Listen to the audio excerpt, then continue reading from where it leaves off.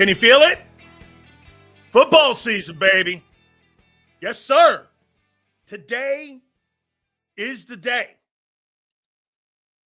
that the National Football Season 2025 actually begins because it's cutdown day. Okay? It's cutdown day. One of the hardest days for both players and coaches in the National Football League. You got to tell players that you're no longer needed on your respected football team that you've been working your ass off for all year. Coaches got to put you in the room and tell you, you know what? It's a numbers game. Most of the time, it is a numbers game. Most of the time, coaches don't want to go in this direction and have to tell players that their dreams are over. I've been cut 3 times. I've been fortunate enough to make a football team. I've been fortunate enough to be on a roster. I mean, I've been cut by the Bucks, the Cowboys, and the Lions. I've told you pretty much the storylines behind it. I walked in, Ray, and for me, I completely destroyed that opportunity for me. One, I got sick, and I was starting to come on with the meningitis, and it was beginning to kill me. I've told you guys this before. I was read my last rites when I got to Dallas and when I got to the hospital. The Lions, that was a tough one at the end of the day. So, I mean, yes, these are tough days for players and coaches. And, I got to tell you, I feel for a lot of the guys that have been cut so far today and that will have to. I strung together a 7-year career. You bet I had to use multiple leagues. I wasn't going to let my dream die. So I used the Canadian League, the NFL, the World League, and also the Arena League, just like Kurt Warner did.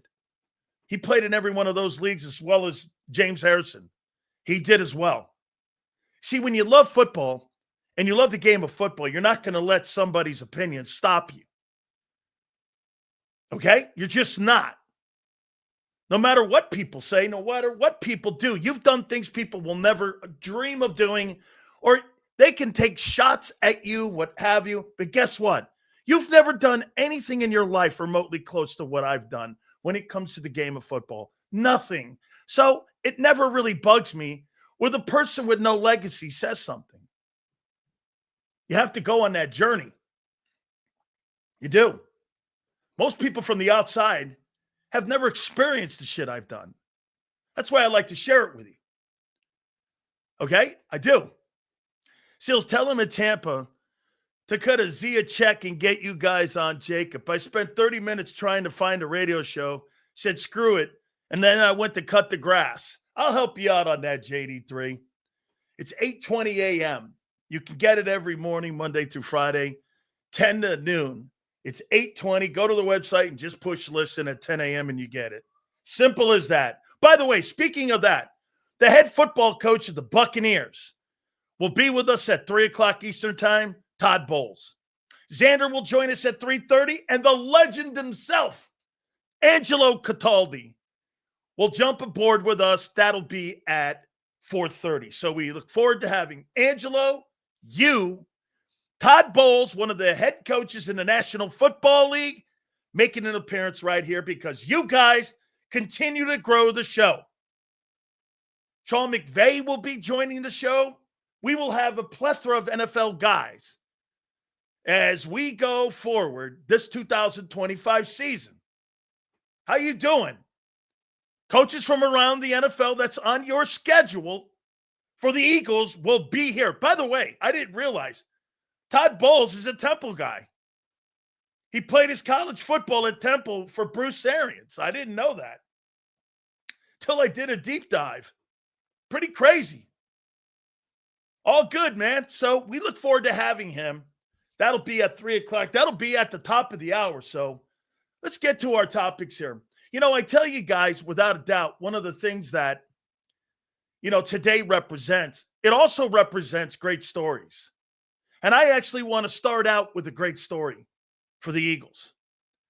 And it's Darius Cooper. This kid wasn't even invited to the combines. And with the cutting of Ainias Smith, that ensures he's going to make the 53-man roster. That's insane. Small college kid. Now, half the league is built with players like him because remember, not everybody's going to get big money. Half the league is undrafted free agents or low draft choices because you got to build your roster and you've got to be careful because of the salary cap. But this is a great story. This is a fabulous story. As I said, not invited to the combines. They like the kid. They want to work with the kid. They even cut a guy who improved. I thought actually Ainias Smith was getting better. They may bring him back and put him on the practice squad. They may bring him back. And you know what? We have made that comparison. I don't know. I see a gadget in the guy. Drop him in the slot. Play him like Debo a little bit. Maybe he's your punt returner. I don't know. I don't know what they're going to do with him, but they like him. And it's truly a great story.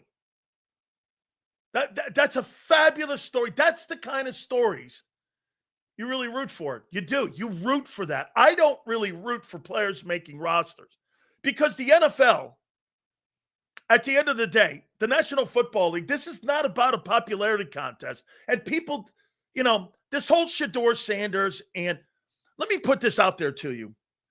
Do you really believe that the Cleveland Browns were not praying for Shedeur to be better than he was so that he could start over Joe Flacco, who's 41 years old, and they have an absolute headache contract in Deshaun Watson? Are you under the impression they did not want him to be good and beat those guys out?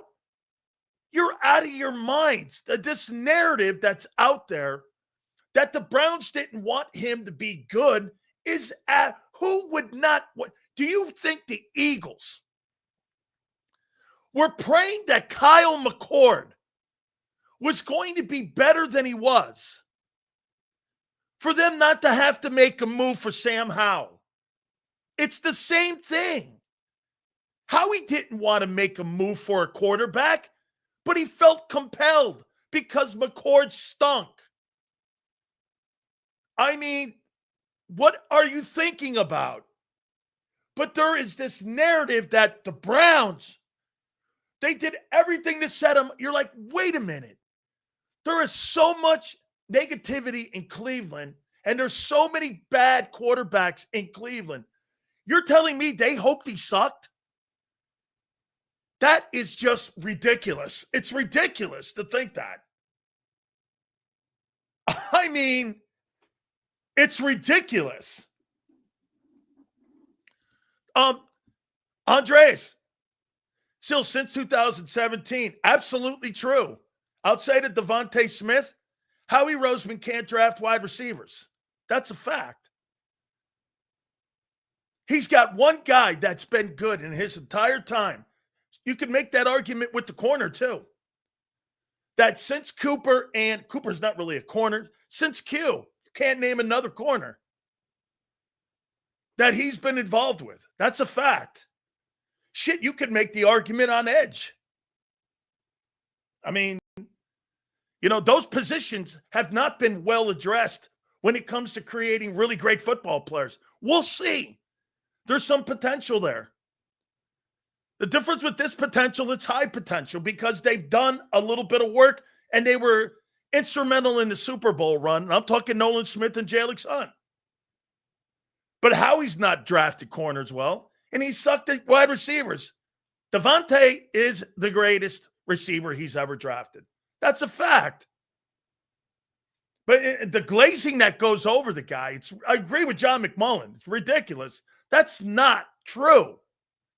Like the guy, name me another wide receiver outside of Devontae in his 20 years being the GM that he's drafted that was good. Name me one that you would consider a great wide receiver. You can't. Can't do it at corner. You can't do it at receiver. You can't do it at edge. I mean, yeah. He's got a bunch of really good football players on this team. Hit the like button, guys. By the way, I'll tell you what he is good at. He is good at constructing a full 53-man. Dude, his top 25 players are probably the best in pro football. Him, the Lions, I'd put in that conversation, and I would put the Rams and the Ravens. Those are your teams. Sills, I agree. The Browns would want Sanders or Gabriel to win so they can capture the value of the rookie contract like they did with Brady and they did with Russell Wilson. That being said, it was very clear at the depth chart that Sanders was not wanted. Bro, they carved the fucking spot out for him, Bob. He made the active roster. What do you mean they don't want him? He's going to be on the 53-man. He's going to make an NFL roster being a fifth-round quarterback. Kyle McCord was just cut. They made room for him on their roster. I think you're not putting into context, Bob, how important making a roster is and how difficult it is to make the 53-man. That's why I opened the show with Darius Cooper. Him making that roster is insane. You're not putting enough value. Get this, guys. Patrick Mahomes sat behind Alex Smith for a year. You're telling me that Shedeur Sanders, all the shit that he did in college, it reared its head, holds the ball too long, and doesn't play on time. It's bigger. Sills, he played with fourth-team guys when he was playing in his last exhibition game. Well, that happens when you're the fourth-team quarterback. You want to put him with the first group? He's not ready. He's not good enough. You heard Bernie Kosar. Bernie said he can play. He's just not ready to play. I mean, that's the one thing the Eagles do. They give these kids, I'll tell you something about being drafted to Philadelphia. You know one thing? I wish to God I was drafted to Philly. With this group, not the old group. You know what they're going to do? They're going to give you every shot, and they're going to give you the 3 years, most likely 2 to 3 years, to see if you can really be a football player. And when the Eagles pass on you, you know they went the length. They without a doubt, give you the, I would say this to you, of all the places you want to be drafted, you want to be drafted in Philly. Because how he values his hard work, he may get it wrong. But you know what I give him credit for? He sticks with you. They get the best coaching they possibly can. And if you look at Baker Mayfield in Tampa. I was just talking about the morning show in Tampa. You could say whatever you want about Baker Mayfield, but look at the last coaches that he's got in Tampa. Dave Canales is now the head coach of Carolina. Liam Cohen's now the head coach of Jacksonville. You had Todd Bowles, one of the top defensive-minded coaches in all of pro football, right? And you have all of that. No wonder he's getting better. You put great coaches around these guys with great players. Voila, you're gonna like absorb it. Exactly. There's no coincidence. There's great organizations, and then there's not. Guys who think they could just plug and play players. I mean, that's why Baker's getting better. And when you're in Philly, they give you every opportunity to succeed. So these players that are going to be cut today at 4 o'clock, supers go to the top, guys. These guys that get cut at 4 o'clock, they don't want to cut them. They put so much time and investment and work, 8 months worth of work. You don't want to let these guys go. Time is money in the NFL. Nobody likes to waste their time. That's why this Keely Ringo thing, Howie is going to trade him. or he's going to do everything in his power to trade him. Why? Too much time and investment has gone into that guy.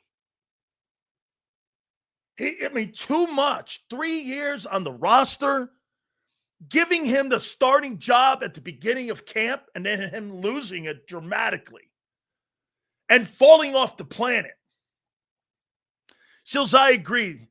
The making the roster is huge comment to a player.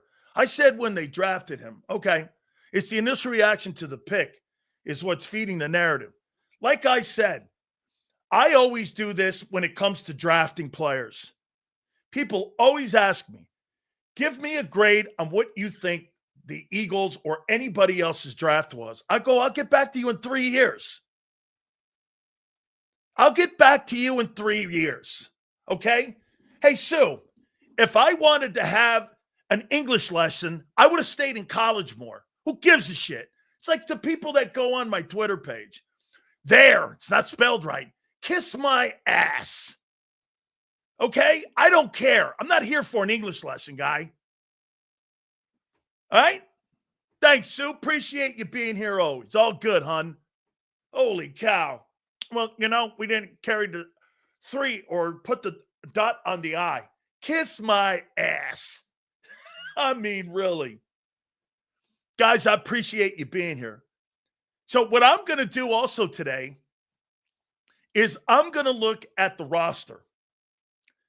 And I believe the roster's pretty much set now, especially your starting 22.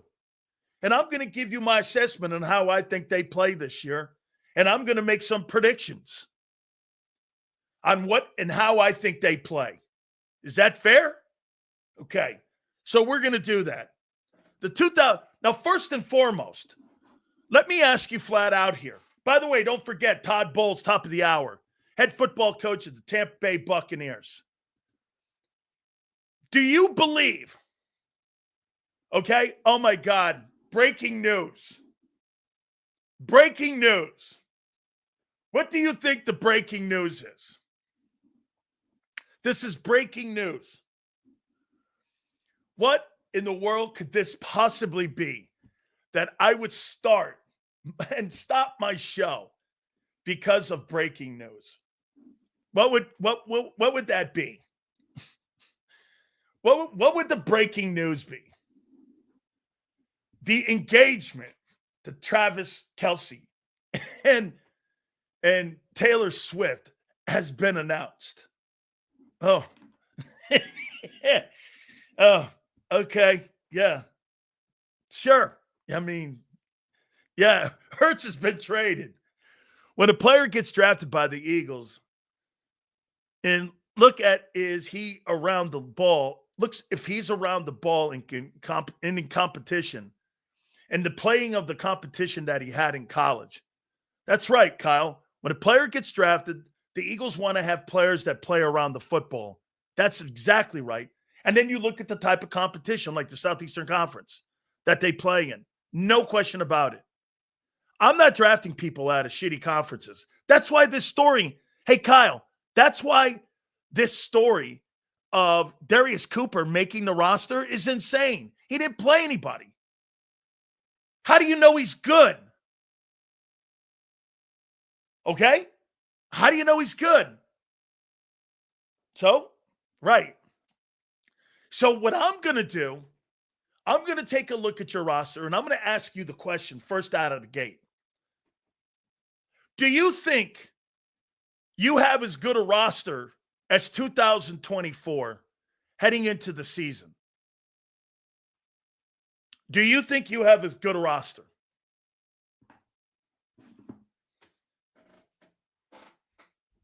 Yes or no?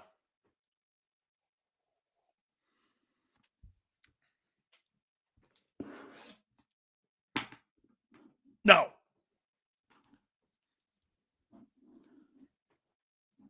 %95 is good. Sue, nope. Now, let's do this. How far off that 24 roster are you? Again, I get it. We're projecting. I am too. Okay? I am too. How much of this roster, what would you say? It's 5% less, 10% less, 25% less heading into the season as they set the roster today. 5% less. So you think this thing is close to being a 95% roster of a year ago. 25% off. Okay? So you think this thing's 75% of a year ago. Is that still good enough to be in a conversation? I think you're right. I think this roster is 25% less than what 40 is, maybe a little too deep because the offense is bringing everyone back and you've got some key players on defense. I'm going to hang around 25%. Okay? Is 75% still good enough to put you in the conversation for being a Super Bowl contender? I think it is. Okay? I think it is. I mean, 18% turnover every year. 25% of your players are good. Get this. Guys, you know, when some players leave, you know how people always say this? Xander says this to me all the time. Sills, isn't this an NFL thing? Okay, I'll ask you this. When the Jets lose somebody to free agency and the Eagles lose somebody to free agency, the value of the Eagle player is better, right? If the Jets lose a defensive tackle, here's a great example. Jonathan Allen leaves the Washington Commanders, right? Milton Williams leaves the Eagles. What's a bigger loss in your eyes? What's a bigger loss? Jonathan Allen in Washington or Milton Williams? Or let's use Josh Sweat. Dude, Williams is a bigger loss.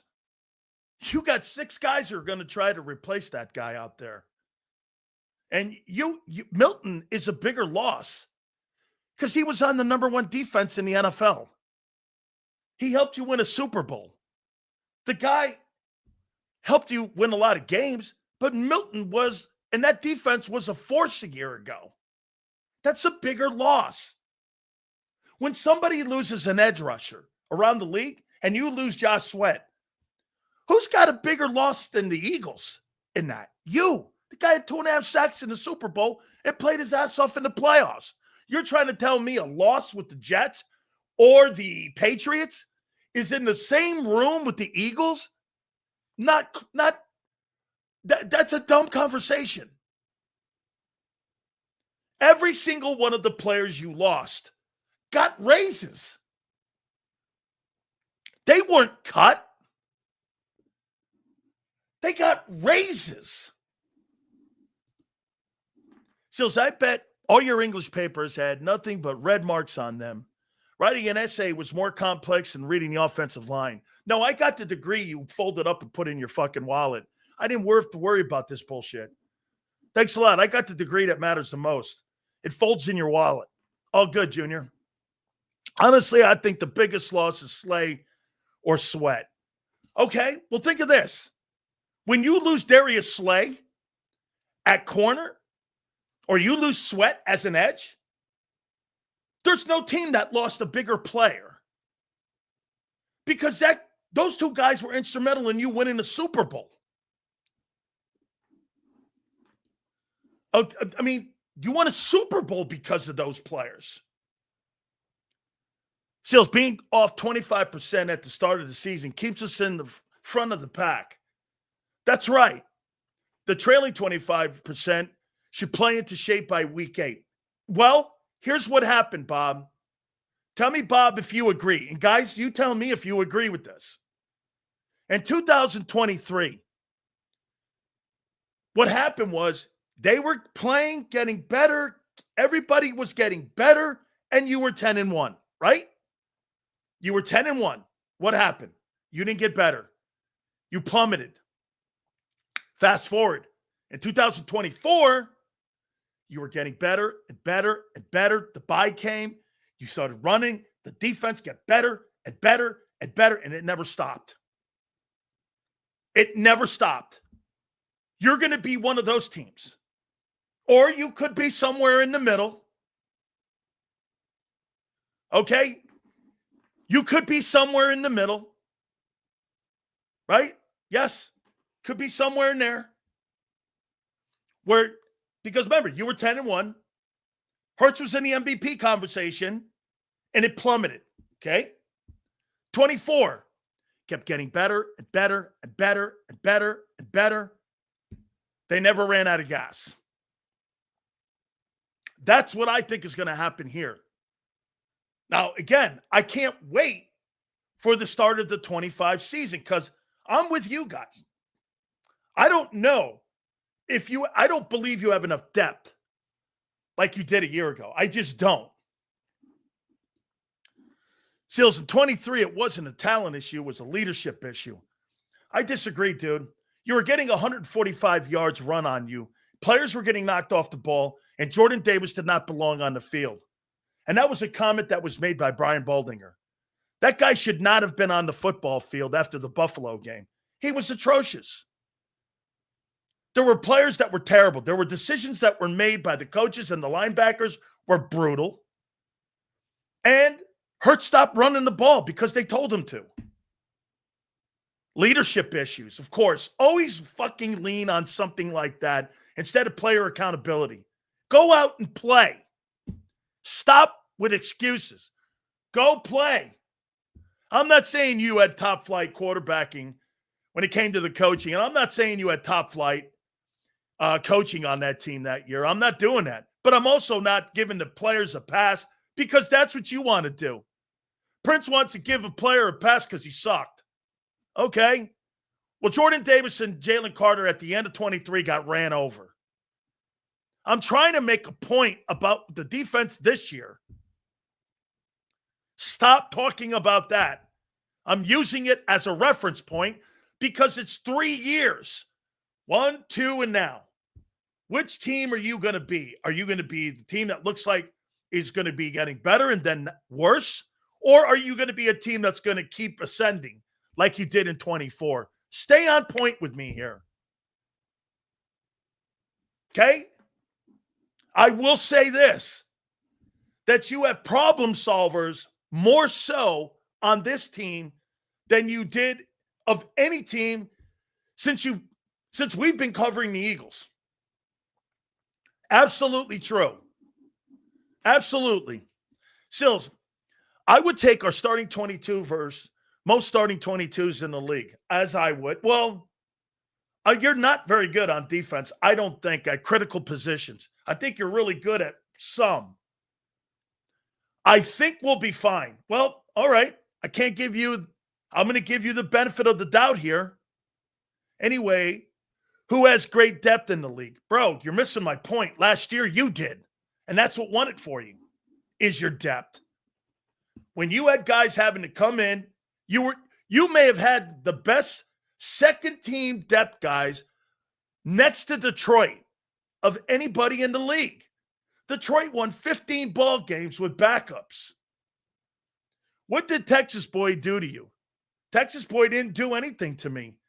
All he had to do was start talking Cowboys. Not really hard. Sorry for telling the truth. Okay. You know, the problem with Cowboy fans is, you know how to really upset a Cowboy fan? Tell them the truth. Just tell them the truth. Cowboy fan, you're not going anywhere. So this is what we're going to do. Jerry knows he's going to get run over. And come September 4th, the big news is going to be Jerry signed him. And the score is going to be 38-17. I don't know. The game's irrelevant. That thing's like a preseason football game, as far as I'm concerned. There's not one redeeming quality about the Dallas Cowboys that I could say that I like. Not one. There's not one redeeming quality. The coach, I don't like. I don't like the quarterback. I don't like the defense. I don't like any of those things. None of them. Okay? Let's see here. No way you're telling me going into last year you were high on the guy. No. I thought your depth level, though, a year ago on that Eagle team was you had your twos. Moro Ijoma was a good backup. He had proven in the previous years that he was a contributor. I didn't know who Oren Burks and Zach Bond were. I'm not going to lie, and nor did anyone else. And for the record, nor did New Orleans. They didn't know who they were. They had no idea. Mickey Loomis is a hell of a general manager. Okay?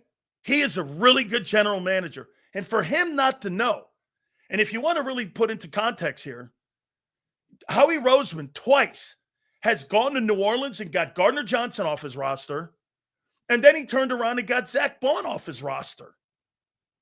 And he turned those guys into Pro Bowlers in Philadelphia with the system that they play with too high. By the way, for the record, we're going to get Coach Bowles on at the top of the hour. And, yeah. So for me, I'm looking forward to it. I got to tell you. I mean, I saw many of the things that Vic Fangio did when he was running that Super Bowl defense. Make no mistake about it. Okay? They ran a lot of what Todd did against the Eagles in that Super Bowl. So here, let me put this here to you guys. Okay? End of the day, the question mark will be, and this is the point I'm trying to make to you guys. How good are the people that you have to replace? How good are they compared to the players that you had a year ago? Every single one of those guys that were on that football team a year ago, okay, all contributed to a Super Bowl team. Milton Williams, Josh Sweat, Darius Slay, Gardner Johnson, all of that. Those guys all were instrumental. The backups, Oren Burks filling in for N'Kobe. He was instrumental. He played in the playoffs, and there wasn't a drop-off at the linebacker position.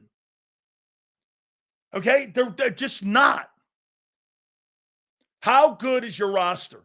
25. I say your roster's 25% off of what you had a year ago. Okay? My question's going to be, and if it were me, how I would attack that football team early, Philly, I'm going to attack the edges because I don't know who they are. I think I know who they are. Okay? I think I do. Nolan Smith is undersized. I'm going to run right at him. And then I'm going to see if he can hold up 17 ball games. Okay, get this. Bro, I'm doing it again. Okay, good luck to you. We'll see who's right at the end of the year. Good luck to you. I'm sure you think that Keely Ringo or Dory Jackson or whomever is as good as Darius Slay. They're not. You're assuming that they're going to give you the same production as Darius Slay. Hell, you're not even named a starter there at corner. So let me get this right. You really don't think that Baker Mayfield or Matthew Stafford or Patrick Mahomes in 3 of the first 4 games is not going to take advantage of that? Dude, these pro quarterbacks, when they see holes in a defense, here, I'll give you, for instance, in that Super Bowl a couple years ago when Mahomes was playing against the San Francisco 49ers and Dre Greenlaw got injured. He blew out his Achilles. As soon as that guy went out, what did Mahomes do? He went right at Oren Burks. That's how they got back into that Super Bowl, because Burks wasn't dropping in coverage good enough. Burks learned that lesson, though, didn't he? Because in the following year with the Eagles, he ate his ass up. He learned, right? You're going to try to tell me you don't think Burks learned that lesson from getting taken advantage of by not having deeper drops in that too high safety defense that Vic plays. That Mahomes wasn't moving him around with his head, with his eyes, all of that. He was totally moving him around. Eric, the drop off from the worst to not too bad. Corner looks worse. Edge is a mess. Well, edge is thin. I wouldn't say a mess. Look, I think Jalix Hunt has a lot of upside to him. I also happen to think that Nolan Smith has a lot of upside, but I think they're inexperienced. Smith has more. Hunt, dude, the reason that Jalix Hunt is on the ball team and in the position he's in right now is why Bryce Huff is now a 49er. Because they believe he can do that. I believe he can deliver a hell of a lot more than what Bryce Huff delivered a year ago, which was nothing. Prince, don't forget Todd Bowles at the top of the hour. We're looking forward to talking to Coach. Sills, yes, but we had the same questions last season. In hindsight, we can now say that we had depth. How about this, though, Prince? We asked the same questions in 23, 24. We're doing it in 25. It's not like you had the same questions and you didn't ask them every year of the last 3 years. You're right. 23 I was right. 24, they got better. What will 25 be is my point. Don't you agree? Nobody knew what the 23 defense was going to look like with all the new players. Nobody knew what Milton Williams was going to do. So we did ask the same questions in 23. We asked the same questions in 24. We asked the same questions now going into the start of the season. Today's cutdown day. Today's really when you know what the roster looks like in Tampa and in Philly and in Buffalo and around the league. This is when the true season starts. Because now you know who your 53 are. These are the men you're going to have to and spend 8 months working with on getting your football team better. So Prince, right? We asked the questions in 23, 24, 25. They were answered in 24. Once again, my point will be, what will it be in 25? I think there's more question marks with lesser talent. Look, Andrew Makuba, I think, has some upside to him. I think he looks good. But I think he's been injured the entire camp. If you can't stay healthy in helmets and shorts, how are you going to stay healthy for a 17-game NFL football season when you've got limited dudes on your roster? This ain't college. When you got 85 guys on scholarship and you could just plug another guy in there. Everything's by the numbers here. Everything. And Sidney Brown can't tackle. If I saw Sidney Brown playing safety and I was a quarterback of the skill set of Matthew Stafford, I'd go right at him. Devontae Adams will torture that guy. He's not going to get him on the ground. CD will torture him. Bro, CD Lamb and Sidney Brown, that's quite a difference in talent set. That is quite a difference. I don't think you guys respect the level of play between a starter and a backup guy projected to be put into a position to take a guy like Darius Slay's job. That ain't like that.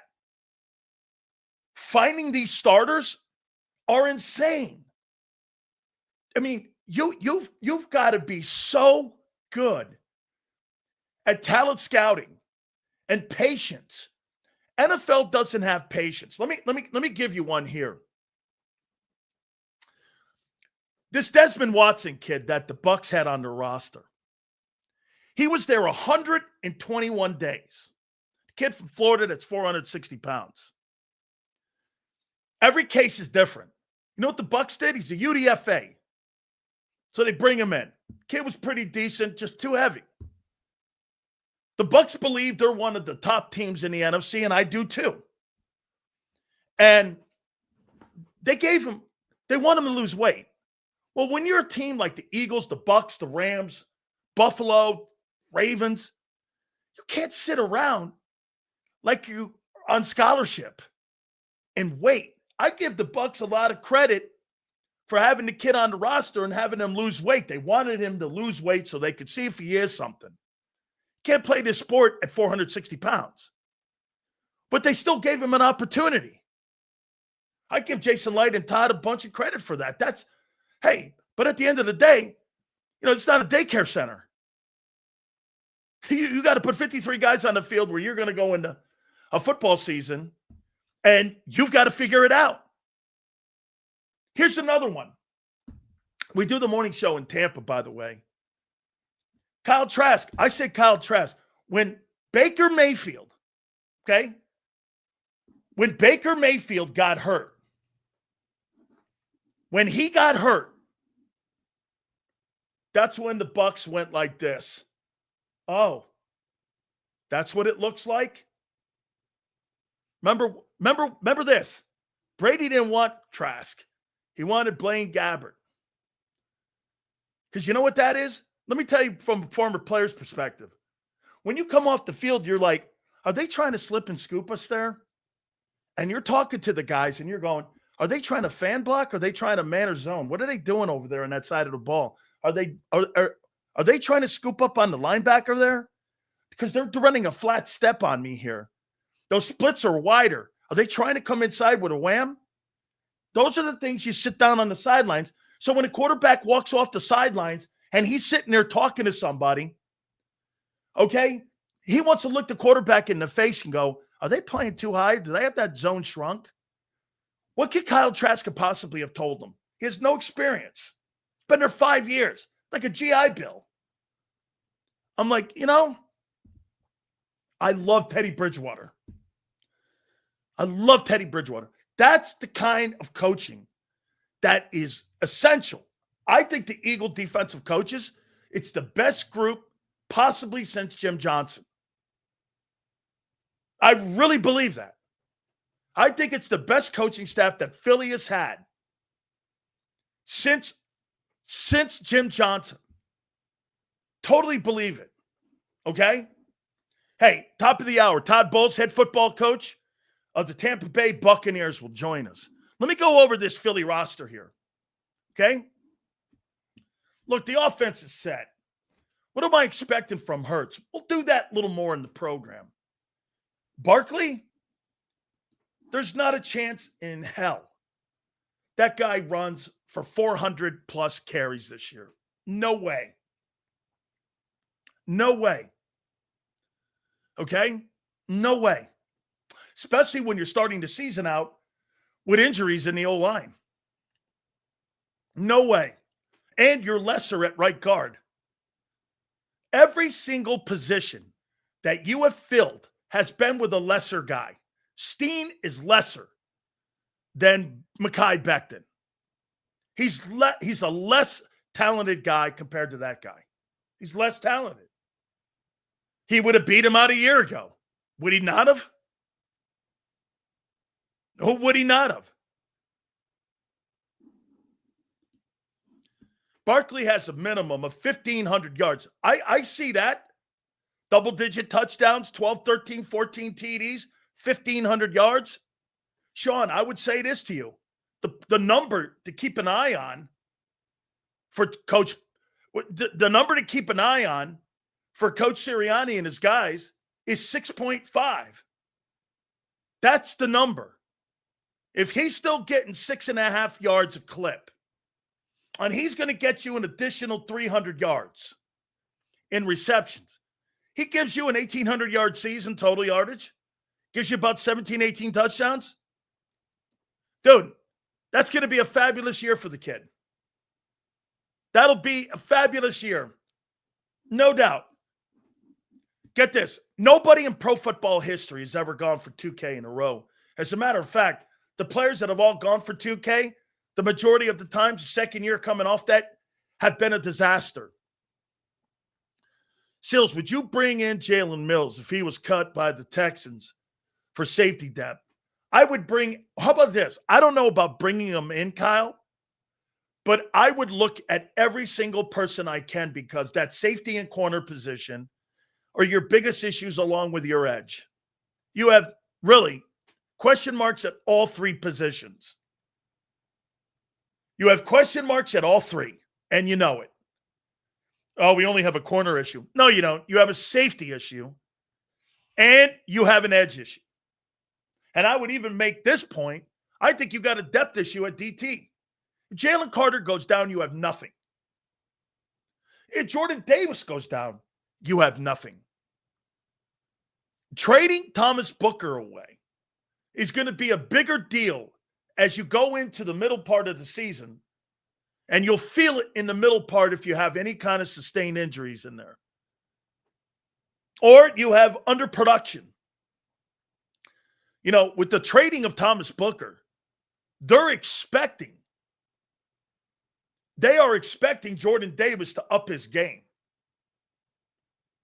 I mean, you talk about the most underachieving football player on the Philadelphia Eagles since they drafted him, and for being the 13th pick, it's him.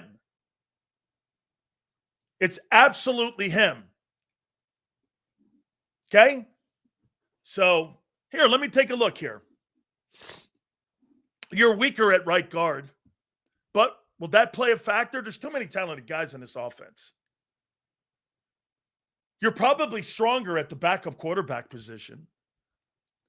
Your wide receivers, Smith, Dotson, and AJ, great. You add Cooper in. I don't know. The kid from Alabama you got in the trade, you knew he was making the team. It's funny. You know what they have listed on the depth chart? They got a fullback listed on the depth chart now. Okay? Can't wait to dunk on you all season. So, I believe, by the way, thank you for the super. Yeah, you're lesser at the right guard position. But I don't think that's going to be catastrophic. Look, when you have Lane Johnson, Landon Dickerson, Jordan Mailata, and even Cam Jurgens, you're a sensational offensive line, and you are leading the pack. And Jeff Stoutland is a sensational offensive line coach. He is. Can always count on Cowboy guy to roll in here with, like, let's – Dotson is not good. Why are you hyping him up? No. You're missing the point. Jahan Dotson is a good number 3 wide receiver. On your Cowboy team, he might beat out George Pickens. You know why? He's got better character than George Pickens. Oh, I mean, Jahan Dotson's the number 3 wide receiver, and he was the 16th pick in the draft. That's a Washington problem. On the Eagles, he's the 3rd-team quarterback. All right? He's the 3rd-team. He's the 3rd-team wide receiver, I mean. That the Eagles got to steal. That's like people in Philly doing this about Dabo. Dabo Swinney's not the number 1 wideout in Washington. That's Terry McLaurin. He's now a number 2. He's going to be one of the better number 2s in the league. That's an upgrade to the – I couldn't tell you who played wide receiver a year ago in Washington. I couldn't tell you. I have no idea. Now you got Terry McLaurin and Deebo Samuel, and Deebo's your number 2 gadget guy? All right. Tight end's not bad in Washington. Once again, they got to fix their O-line, especially interior. Guards and the center position, they have to address. I don't think they're very good, and I think that's where the matchup were the Giants even. And the Eagles take advantage of it. Absolutely. Top of the hour, we'll talk to our friend Todd Bowles, the head football coach of the Tampa Bay Buccaneers. Like I said, I didn't know that he was a Temple guy. And he knows a couple people I know. Bruce Arians was the coach on that team, and he played for Coach. And Also, Paul Palmer was on that team. The year Vinny Testaverde won the Heisman Trophy, and we went to the national championship game that season.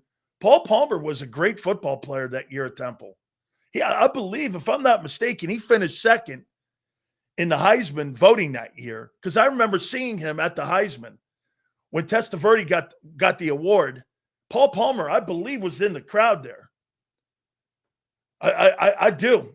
Hit the like button, guys. We appreciate you very much. All right. So let me go. I think the offense is set. I do. Let me go over to the defense here. I think Mauro Jomo, if anybody this year has proved that he has taken his opportunity that has been given to him and taken full opportunity, I completely think it's him. He won camp. Of all the replacement guys, okay, he has done it. Look at this guy. The defense is set, and you don't know who's playing corner or safety yet, or you're off edges. You can't be dumber sometimes. Davis and Carter are set. Smith, my question mark with him will be health. I don't believe he's a 17-game football player. I don't. I'm going to write that down. I do not believe that he's a 17 games, okay? I just don't. I think Jalix Hunt is going to have a year. I like Q. I think he's a heck of a player. Reed, solid. Sidney can't tackle. Adoree Jackson is now the starting corner for the Philadelphia Eagles. That's your starting corner. I got a guy in here saying he's set. Okay, he's set. Right? He's set. So, hey, Marin, he's set, right? Okay. He's set. Yeah. Hey, you know, but we get a guy, we had a trade for a corner, and we had to sign a guy who was cut by the Giants to fill a role that we thought we had on our roster. All right. Guys, I will tell you this, man. I've been looking forward to this. And I got to tell you, Coach Bowles and I go back. He don't know this. So in 1986, I show up at the Heisman dinner, and there's Paul Palmer. And I'm like, hey, man, really, we meet each other? So I'm like, you know, I get to know Paul. We play in the World League together, too. And so I get to know him. Bruce Arians, I've known for, God, a long time. So Todd Bowles was on that 86 Temple team. So I'm like, hang on here, Paul. I just text him. I go, you played with Bowles in 86? He goes, yeah, he was on the Temple team. He played in the, I go, yeah, the Redskins guy. All right. Well, I will tell you this. We got more in common than I thought, and I got to tell you this, too. Today's the toughest day of coach. Jimmy Johnson had to cut me for the Cowboys, and the guy loved me. This is the toughest day for a coach in the National Football League because 8 months of hard work, you got to look a player in the face and go, it's a numbers game, believe me. Without further ado, let's bring in the head football coach of the Bucs, Todd Bowles. He joins us now here. How you doing? I appreciate you doing this. No problem at all. I didn't know you knew Palmer. Hey, I didn't know you were a Temple guy. Oh, that's my guy. Boo-Boo is my guy. That's great. Coach, am I right when I say this? Today's the toughest day for you, that you got to look players in the face. And I make this comment to people all the time. I talk to Kurt Warner. I played 7 years of pro ball, but I had to go to Canada, Arena, the World League, because I wanted to keep my dream going. Is this the toughest day for you as a head coach? It is. It's hard, you know, when you play football all your life and then you have to make a decision. And I'll try to tell guys, it doesn't mean it's the end of the road. It might be the end of the road here. There's a lot of avenues of playing pro ball. So you're performing for other teams, the Canadian League, like you said, the USFL, overseas. I mean, there's a bunch of ways to get back into this league. Practice squads all over the place. So it's hard to just sit there and tell a person that they can't play ball anymore. But unfortunately, in this business, it's necessary and it's something we have to do. And the more honest you can be with them, the better off they'll be in the future. Coach, you had a decision that was pretty tough to make. You had a guy that was on your roster for 5 years. Man, I love Teddy Bridgewater. I won't lie. Miami Northwestern. I'm a very partial guy to those guys down there in South Florida. But boy, man, when you have to make a decision like that, what can you tell us what goes into that a little bit and how difficult of a decision that was for you?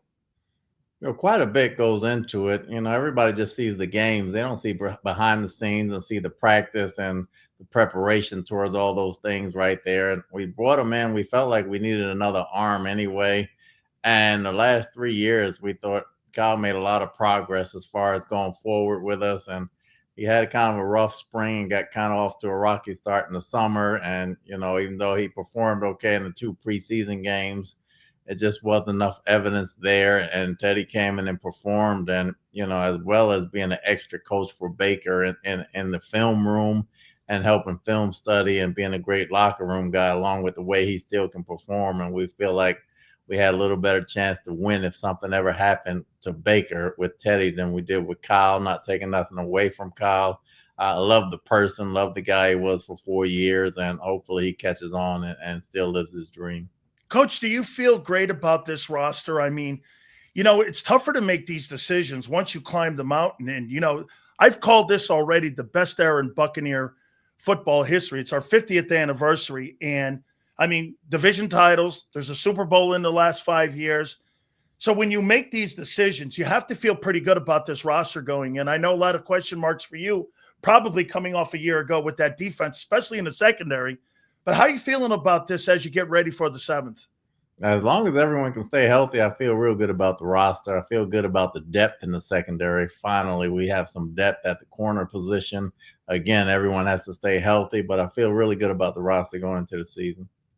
This kid, Benjamin Morrison, Coach, if he doesn't get hurt at Notre Dame, that kid's a first-round pick. And by all accounts, everyone's telling me, I mean, that's where you're creating the depth there, where you've got Dean, you've got these guys back there. Was that some of the things that you guys wanted to really isolate on and improve? Was that secondary play, Winfield coming back, having a Winfield-type year like a couple of years ago? Was that a focus on that?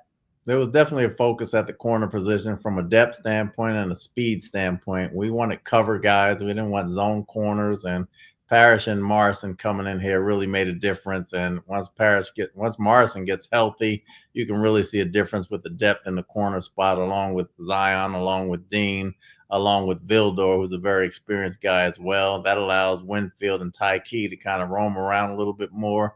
And when Izzy gets back, I think we have very good depth of guys that have played the game, along with the 2 new guys coming in. I feel like we got better there. All right. Now I'm going to ask you a question here. This is going to kind of resonate in another place that I won't mention. Hassan Reddick, how has he looked? Coach, I got to tell you, 2 years in Philly, I covered him.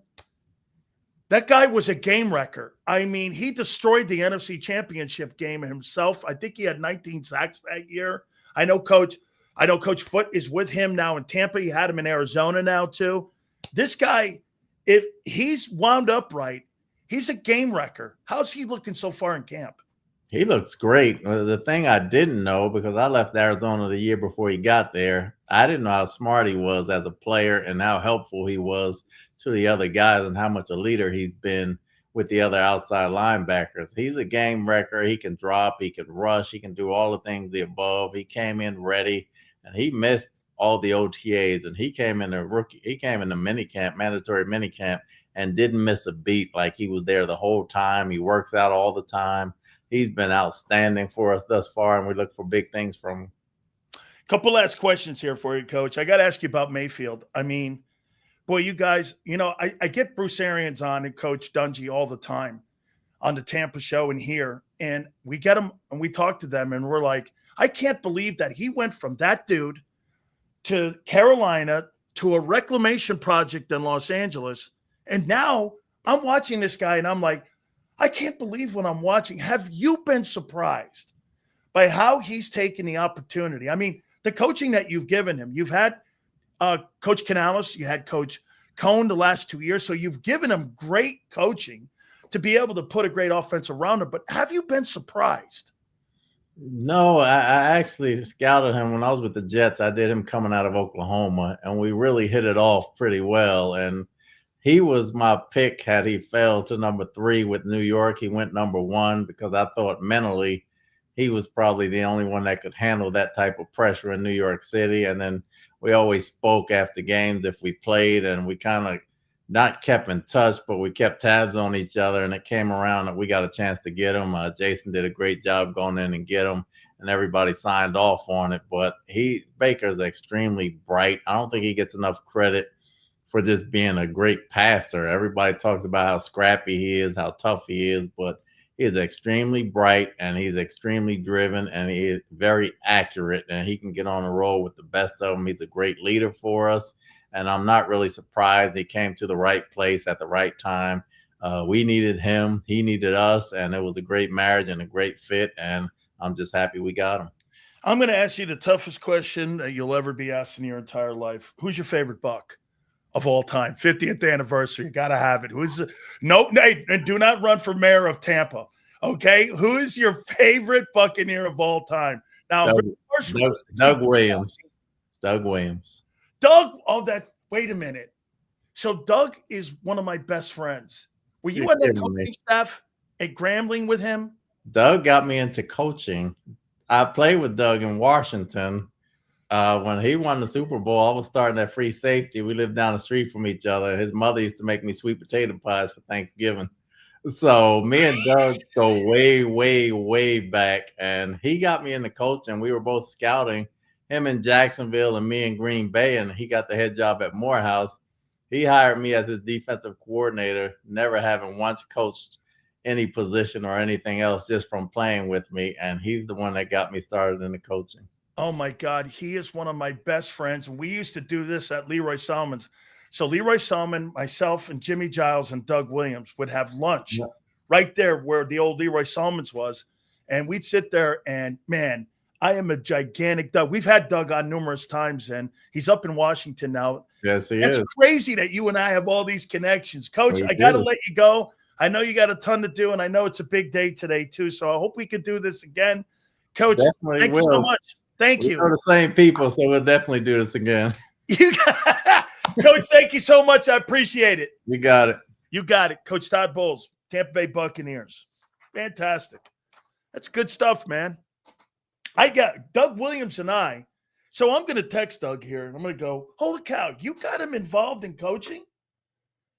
That's crazy. Doug Williams is one of the greatest people I've ever known in my entire life. Hey, I'm not going to lie to you. Can I tell you something here? I'm not going to tell you who told me.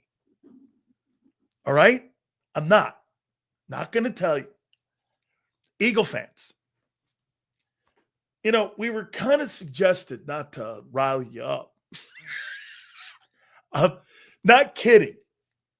And you know what? Because let me tell you something. I saw Todd Bowles' defense in that Super Bowl, and I didn't want to ask him the question, hey, Coach, how come I saw Vic running your defense in the Super Bowl? That's what it looked like to me. He was running that defense because that looked like Todd Bowles' defense that was being run. And I'm going like, hang on here. So wait a minute. They actually told me, hey, don't get them Eagle guys riled up. Okay? That's a kudos. Hey, that's kudos to you guys. I'm not going to lie, man. Okay? Because I was going to go like this. Hey, Coach, you got the Eagles' numbers. John Gruden says that you guys want a piece of them. They go, no.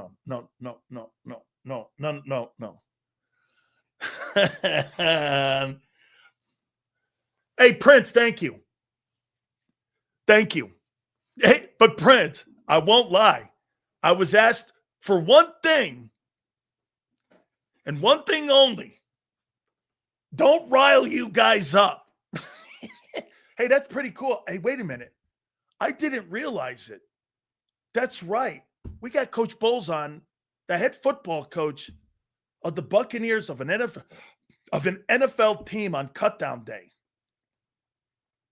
Let me think of an organization that tells people not. By the way, the Bucks got me fired, and we've made up. We've made up.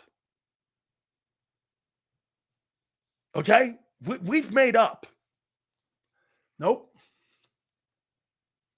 We've made up.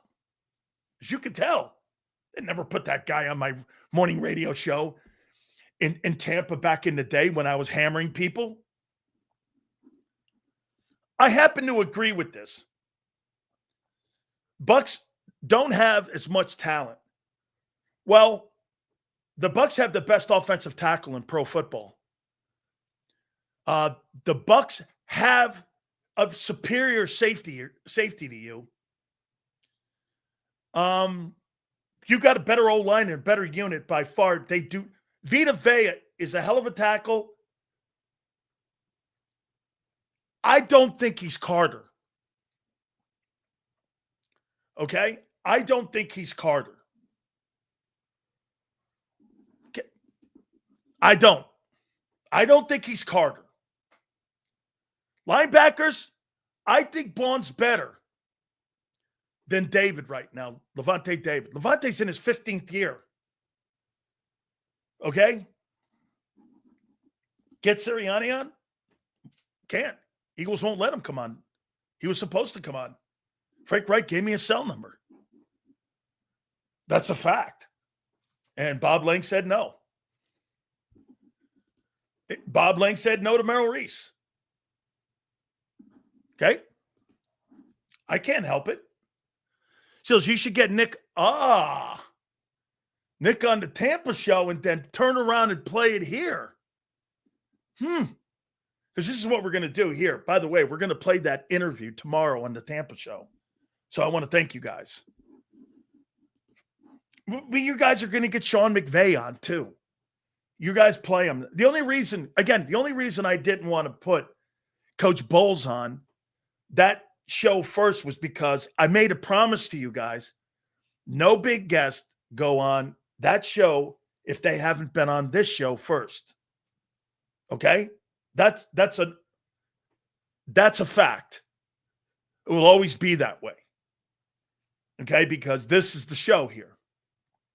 All right? So always know that. If you haven't seen him and you hear this, hey, Sileo had on Andy Reid on the Tampa show, then you call me out on that because that's never happening. They come here first. Okay? That will always be. When we play the Chiefs in week 2, better not see no damn Taylor Swift all on my seat. Oh, no, are you kidding? You're going to see a ton of that. Vita Vea is a problem. Bond is definitely better than David. 2 or 3 cornerbacks are better than the Bucks. Your quarterbacks are, dude, you have one corner. Their secondary is better than you. Their corner is good and their safety is one of the best in the sport. The offensive line is better. I think your receiving core is better. Your running back is better.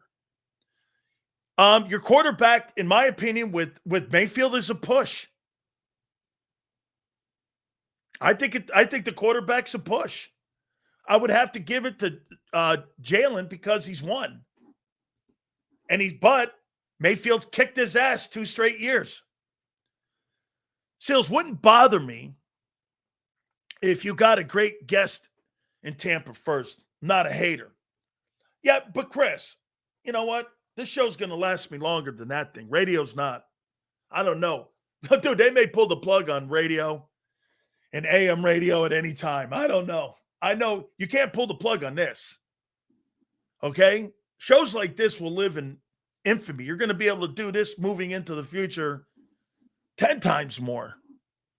You know, Dan, you may talk a lot of shit, but you're loyal. Oh, I'm loyal to this show big time. Do you know how long it's taken us to build this bitch up? Okay? You know how long this has taken me to build up? Come on now. I'm waking up every day, not trying to think of how I can make this thing better by getting great people on for you guys.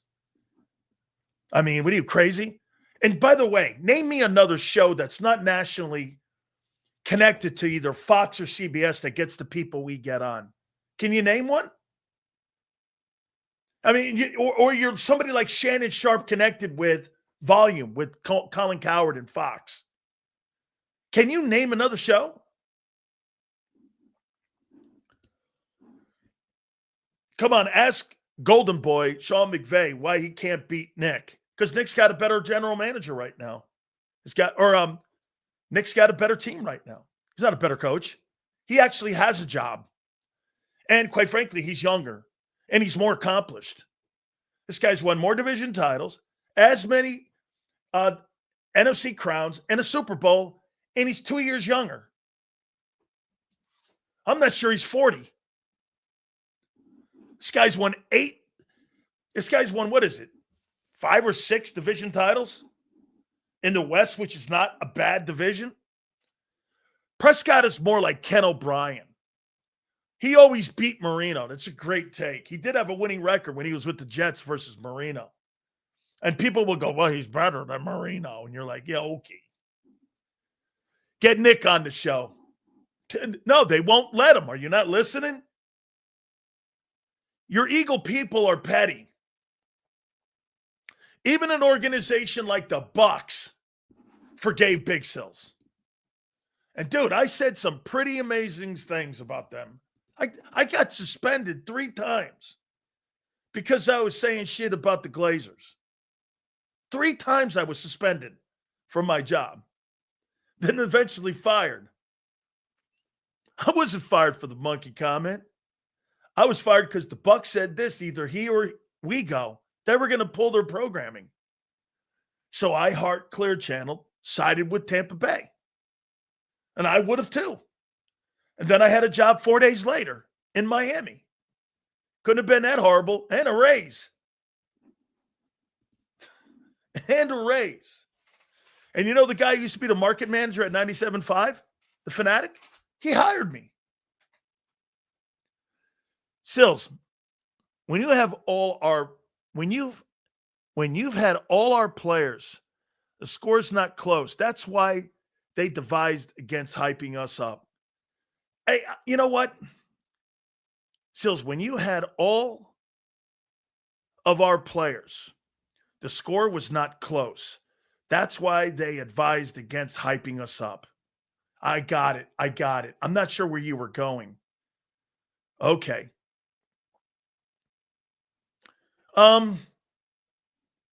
They don't want any shit with you guys. They don't, dude, Prince, I'm not lying. So I go like this. Is there anything you guys need? Is there a Prince? I went like this. All good, Prince. Hey, they went like this. Hey, is there anything? I go, anything you guys need? Maybe there was something they wanted to promote. Yeah, just don't rile up the Eagle fans. I swear on my kid. I went, yeah, they can be a little nuts. Got M. Reyes in here, man, telling you that fucking Keely Ringo is the reincarnation of Deion Sanders. You got him saying that all off season. Hey, all off season. That's all you got there, right? Hey, guys, all pro. Fuck it. All pro. By the way, the Eagles will not put anyone on, nor they took Merrill off our show after 4 years. Because they're upset. Because I tell the truth. Remember, truth, justice, and the Big Shell's way. Let me finish up here. So let me take a look at your defense. How do I see your defense playing this year? Your roster is going to be set at 4 o'clock. By the way, we'll keep an eyeball on who gets whacked. Okay? Moro Jomo.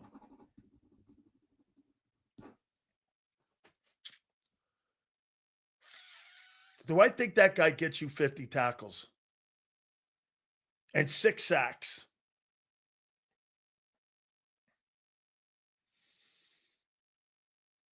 $50 tackles and 6 sacks for that guy.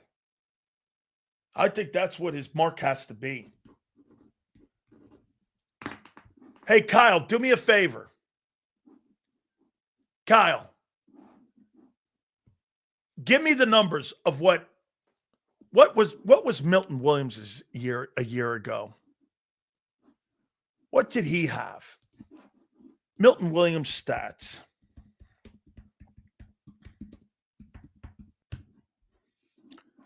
Let's take a look at Milton Williams. What did he have a year ago?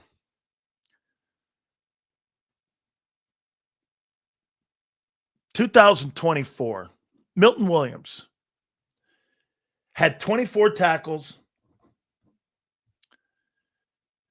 and he had no, that can't be right. Milton Williams played in that. They got these numbers are wrong on what he did a year ago. He didn't play in 7 ball games. He didn't start 7 ball games. Did he? Let's see what he had. What were his numbers in 24? Let's see here. Milton Williams.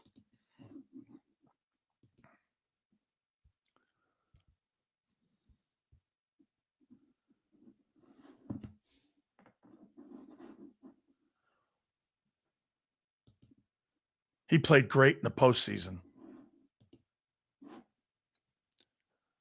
So he did. He had 24 tackles a year ago and 5 sacks.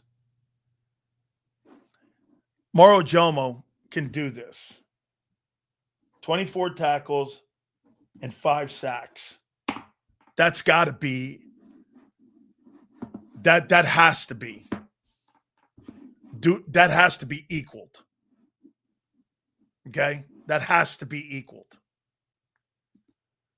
Okay, let's go to Josh Sweat.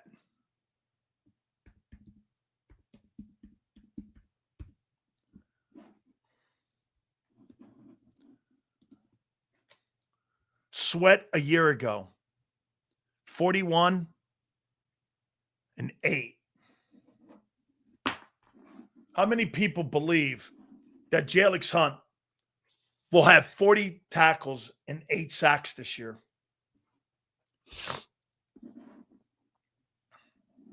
40 tackles and 8 sacks for Jalix Hunt. 40 tackles. How many people believe Hunt 10 sacks?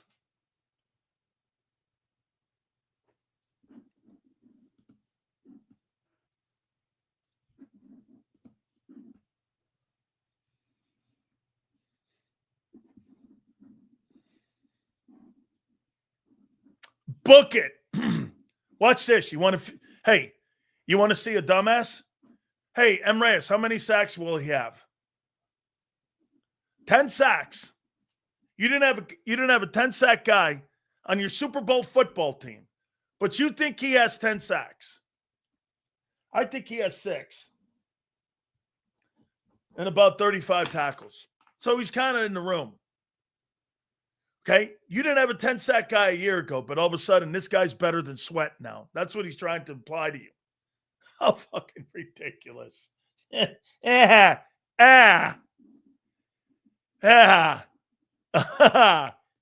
Them Reyes, man. You're just a toolbox of all fucking types of equipment. Let's take a look at Jalen Carter. What am I expecting out of him this year? So Jalen Carter had 4.5 sacks and 40 tackles from a defensive tackle position. And with the double teams. Hey, watch this. So do you think that Jalen Carter will be double teamed more or less this year? More or less?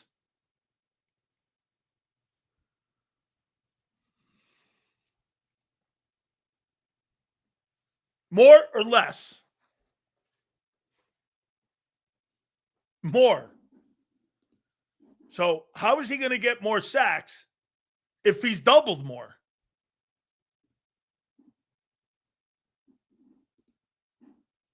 So our edges are one shoulder Smith Ketchup Hunt and the Jamaican law firm. Come on, Kyle. We did have a 10-sack guy a year ago because the defense was able.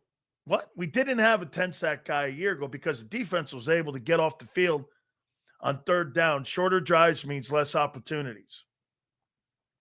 Yes, true. Yes, you stopped the run more this year. That's why 10 sacks. He ain't getting 10 sacks. Well, wait. This year he might. Because I think you're going to have longer drives against you this year. Seals, what I want to see Hunt do the first year starting, is set the edge consistently. I think that's what Vic's hoping too. Yes, he will. 10 sacks, book it. Look at this. 10 sacks, book it. Okay? So are you suggesting, get this. So Jalix Hunt is an upgrade. Oh, wait. I am going to do this for the last time. Is Moro Ajomo an upgrade? Well, I want to do this because we don't know. On August 26th, cutdown day, I'm going to give you a chance to get out of this because I've been right so far. Moro Ajomo will be or as good as Milton Williams in 25. Yes or no? So Milton, you'll see no loss of Milton Williams, and it will be, in your opinion, a wash. Okay. So Milton Williams is being replaced by Moro Ajomo, and he's going to play 17 games, and he's going to be a force on that defense. Okay. Let's see here.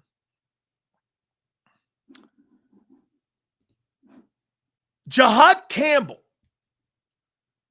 is going to replace Nakobe Dean and have 130 tackles this year. Yes or no?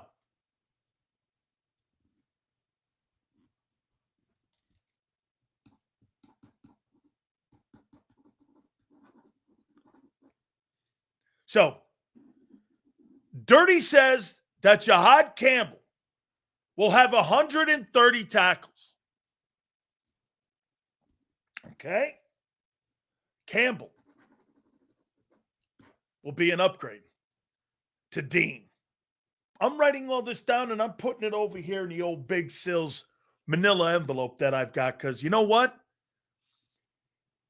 We're going to keep track of this because so far I ain't been wrong about. I told you that those guys would have problems replacing these people. And all I hear is that Howie's talking about making a trade for an edge, maybe another corner. You went and got Fred because you fucked up. You're looking for, and again, depth, because your O-line depth was overvalued. And, I mean, I haven't seen anything really special.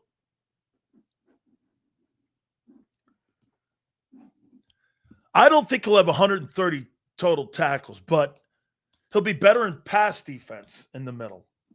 So you think that Jahad Campbell will be a better pass coverage linebacker in his first season starting for the Eagles? Okay. By the way, I got a topic here.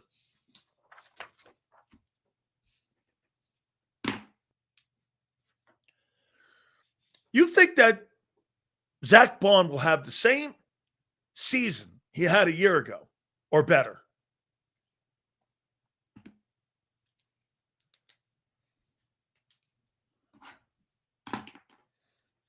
Will he have the same season or better? He'll be better. Okay? He'll be better. How is he going to be better with lesser edge players and a lesser secondary? How's he going to be better with lesser players around him? You don't have the same talent. You just got through telling me, in some of your eyes, you think it's 25% less in talent than you were a year ago. But how is he having a better season around lesser players? Don't you think that affects him too?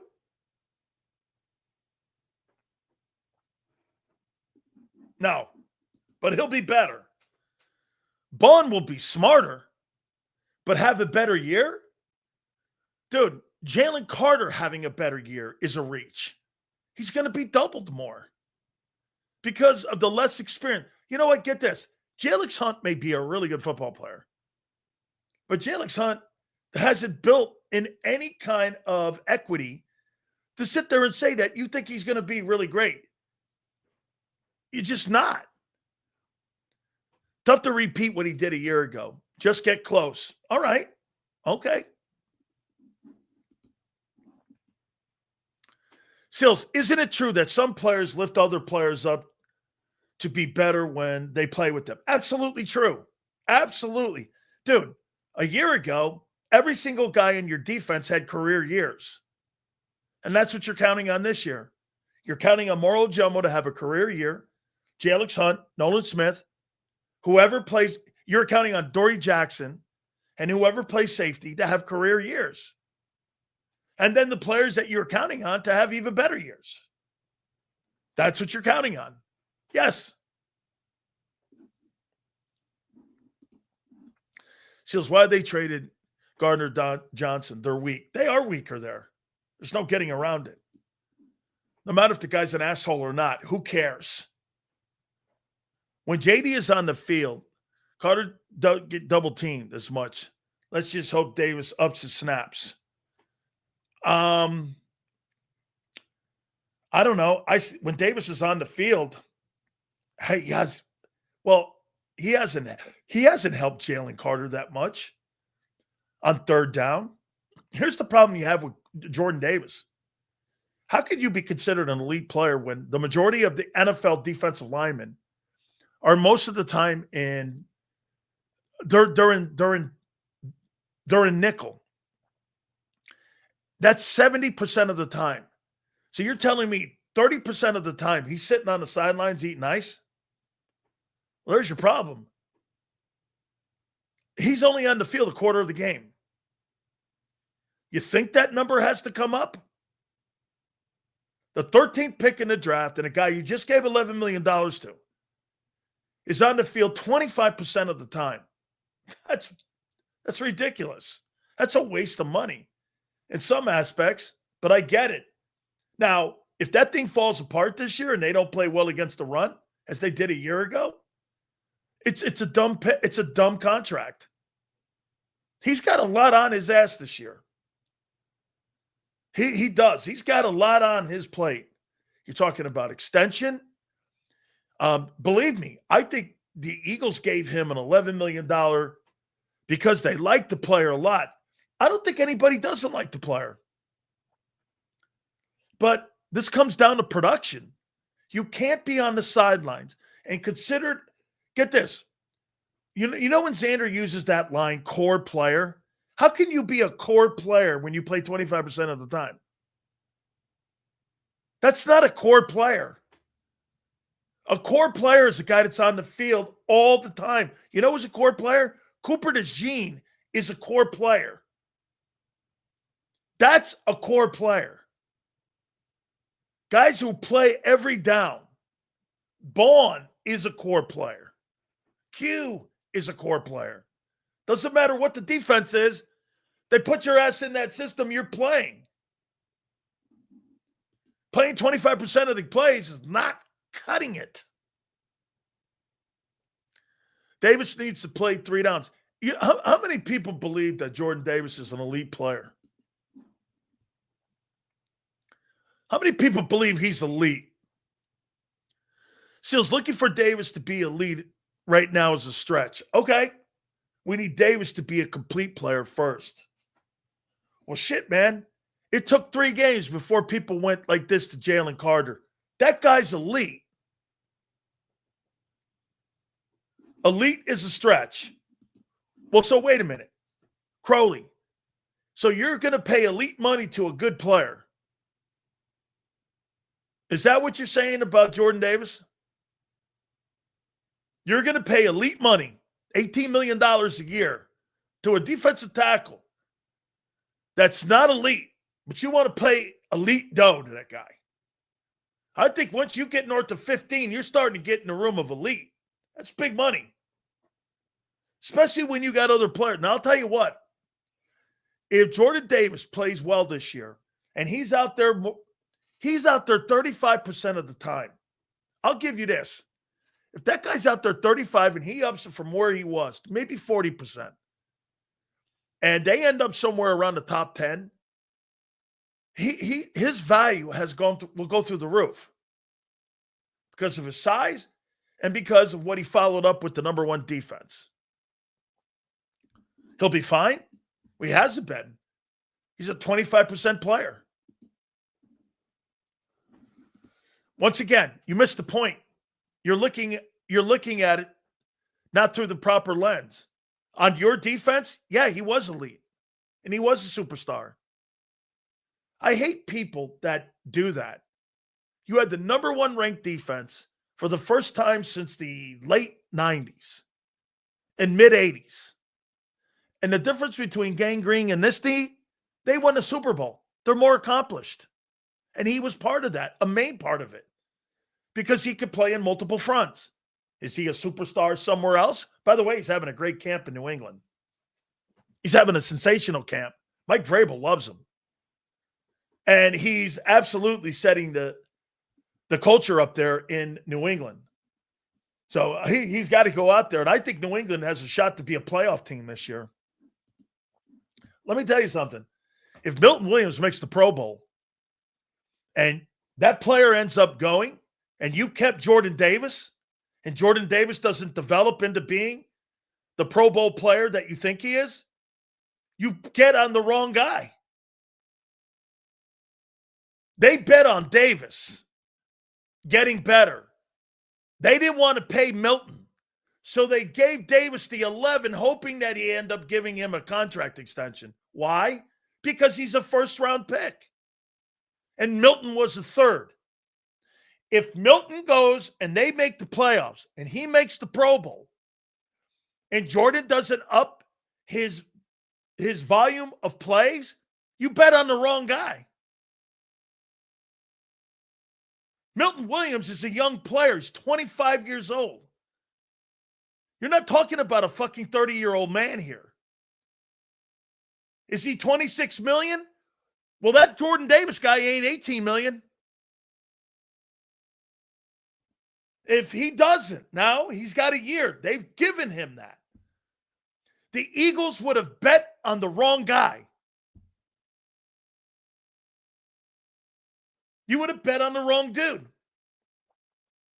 That's what's on the line here. You know how many people deep down, you know what they'll say outwardly? Milton is going to go up there and bomb, and he's going to fail. You're hoping for that because it justifies what I just said. If that guy turns out to be better, what if Thomas Booker too? Now again, let's see what happens. Same thing you guys do to me about Jalix Hunt and Nolan Smith. Okay? No, get this. Twiz is right. If Jordan Davis never turns out to be a 3-down fucking guy, and that guy continues to ascend as a great player in New England, he's right, this fucking guy. No, I am right. He just don't want to admit it. You bet on the wrong guy if that pans out that way. That is what will happen. When a player goes somewhere else and elevates his game, and you keep the other guy, and you pay that guy, we'll see. Milton got paid. Jordan kind of got paid. How old is Milton Williams? I want to double check on this.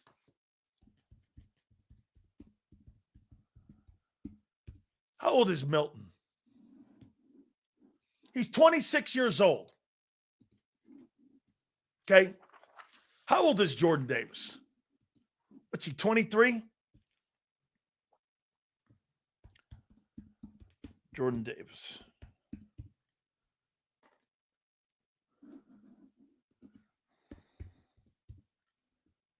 What is he? How old's the player?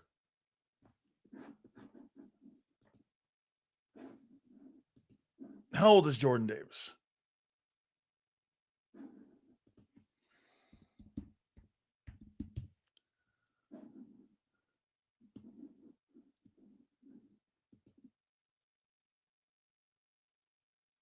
He's 25.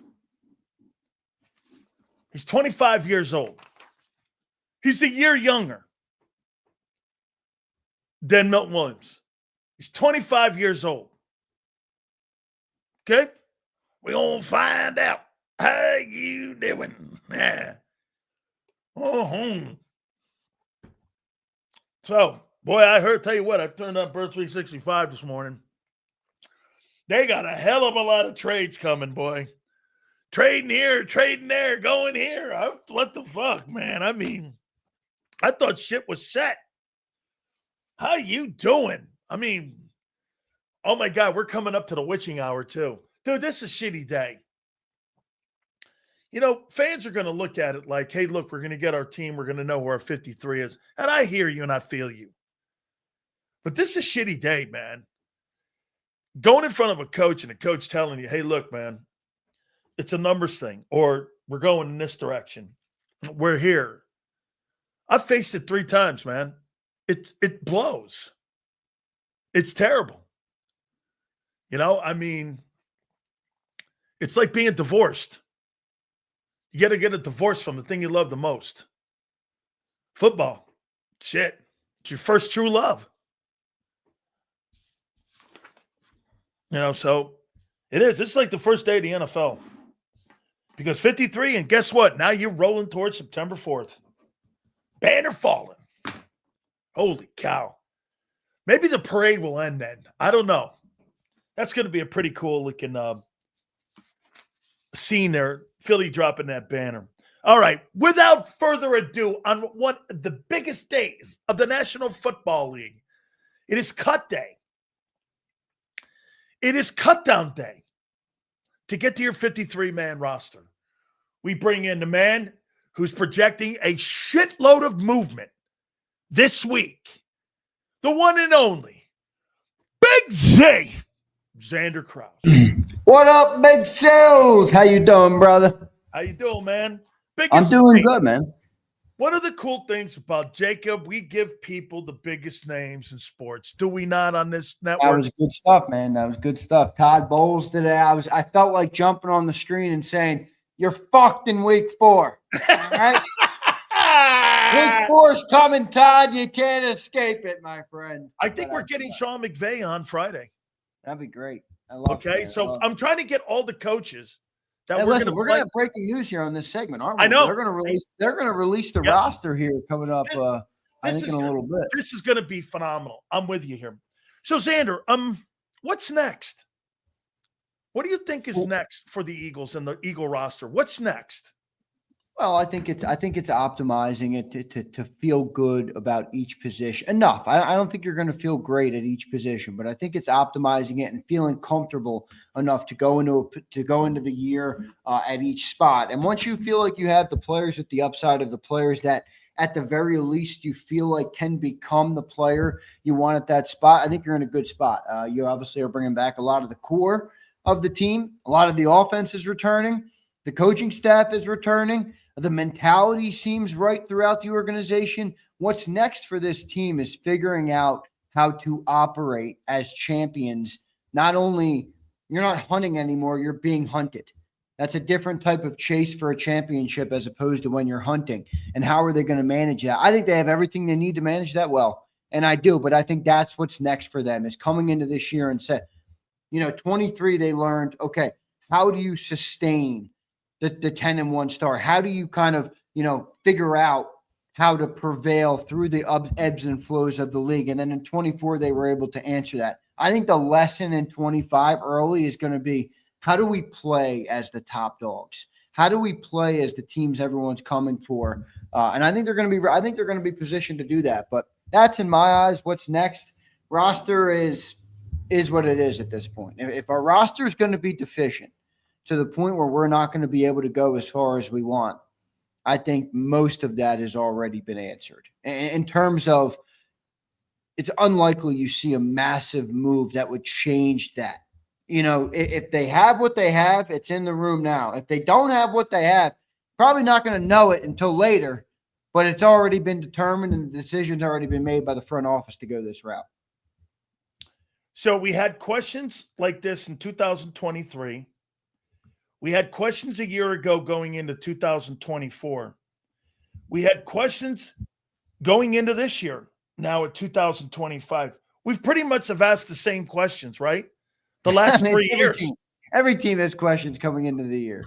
But again, not every team's been to 2 Super Bowls in 3 years. Well, that's true. And remember, this is what I said about a 3 years right here. Here's your 3 years.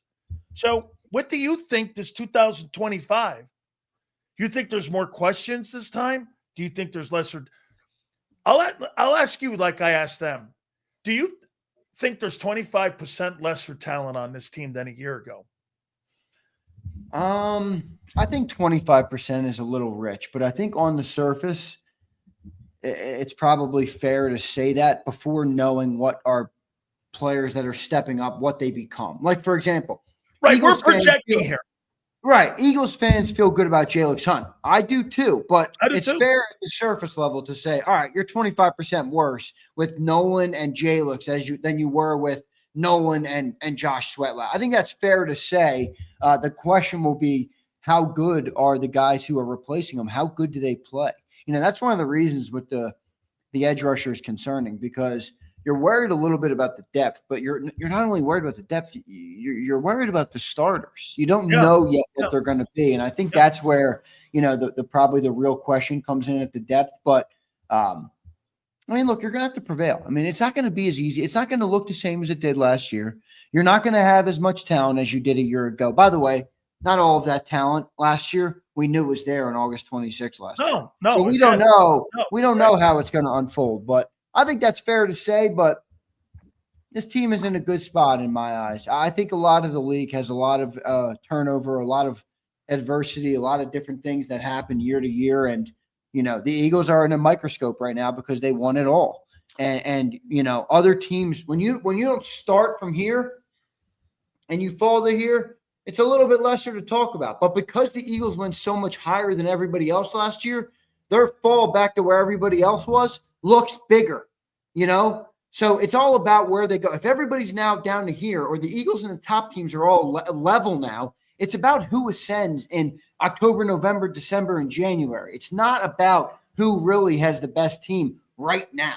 That's not really a way to look at it and get real truth or real clarity on where the team is. You think Howie's second guessing himself more now than he did? Now, listen, I want to put something out there about second guessing. Okay. The good thing about second guessing is that you got a general manager that if he's second guessing himself and he reacts right away, that's fine. The second guessers, I don't want to wait until the end of the year and go, well, guess what? They met. So if he's looking at, and by the way, his actions look like it.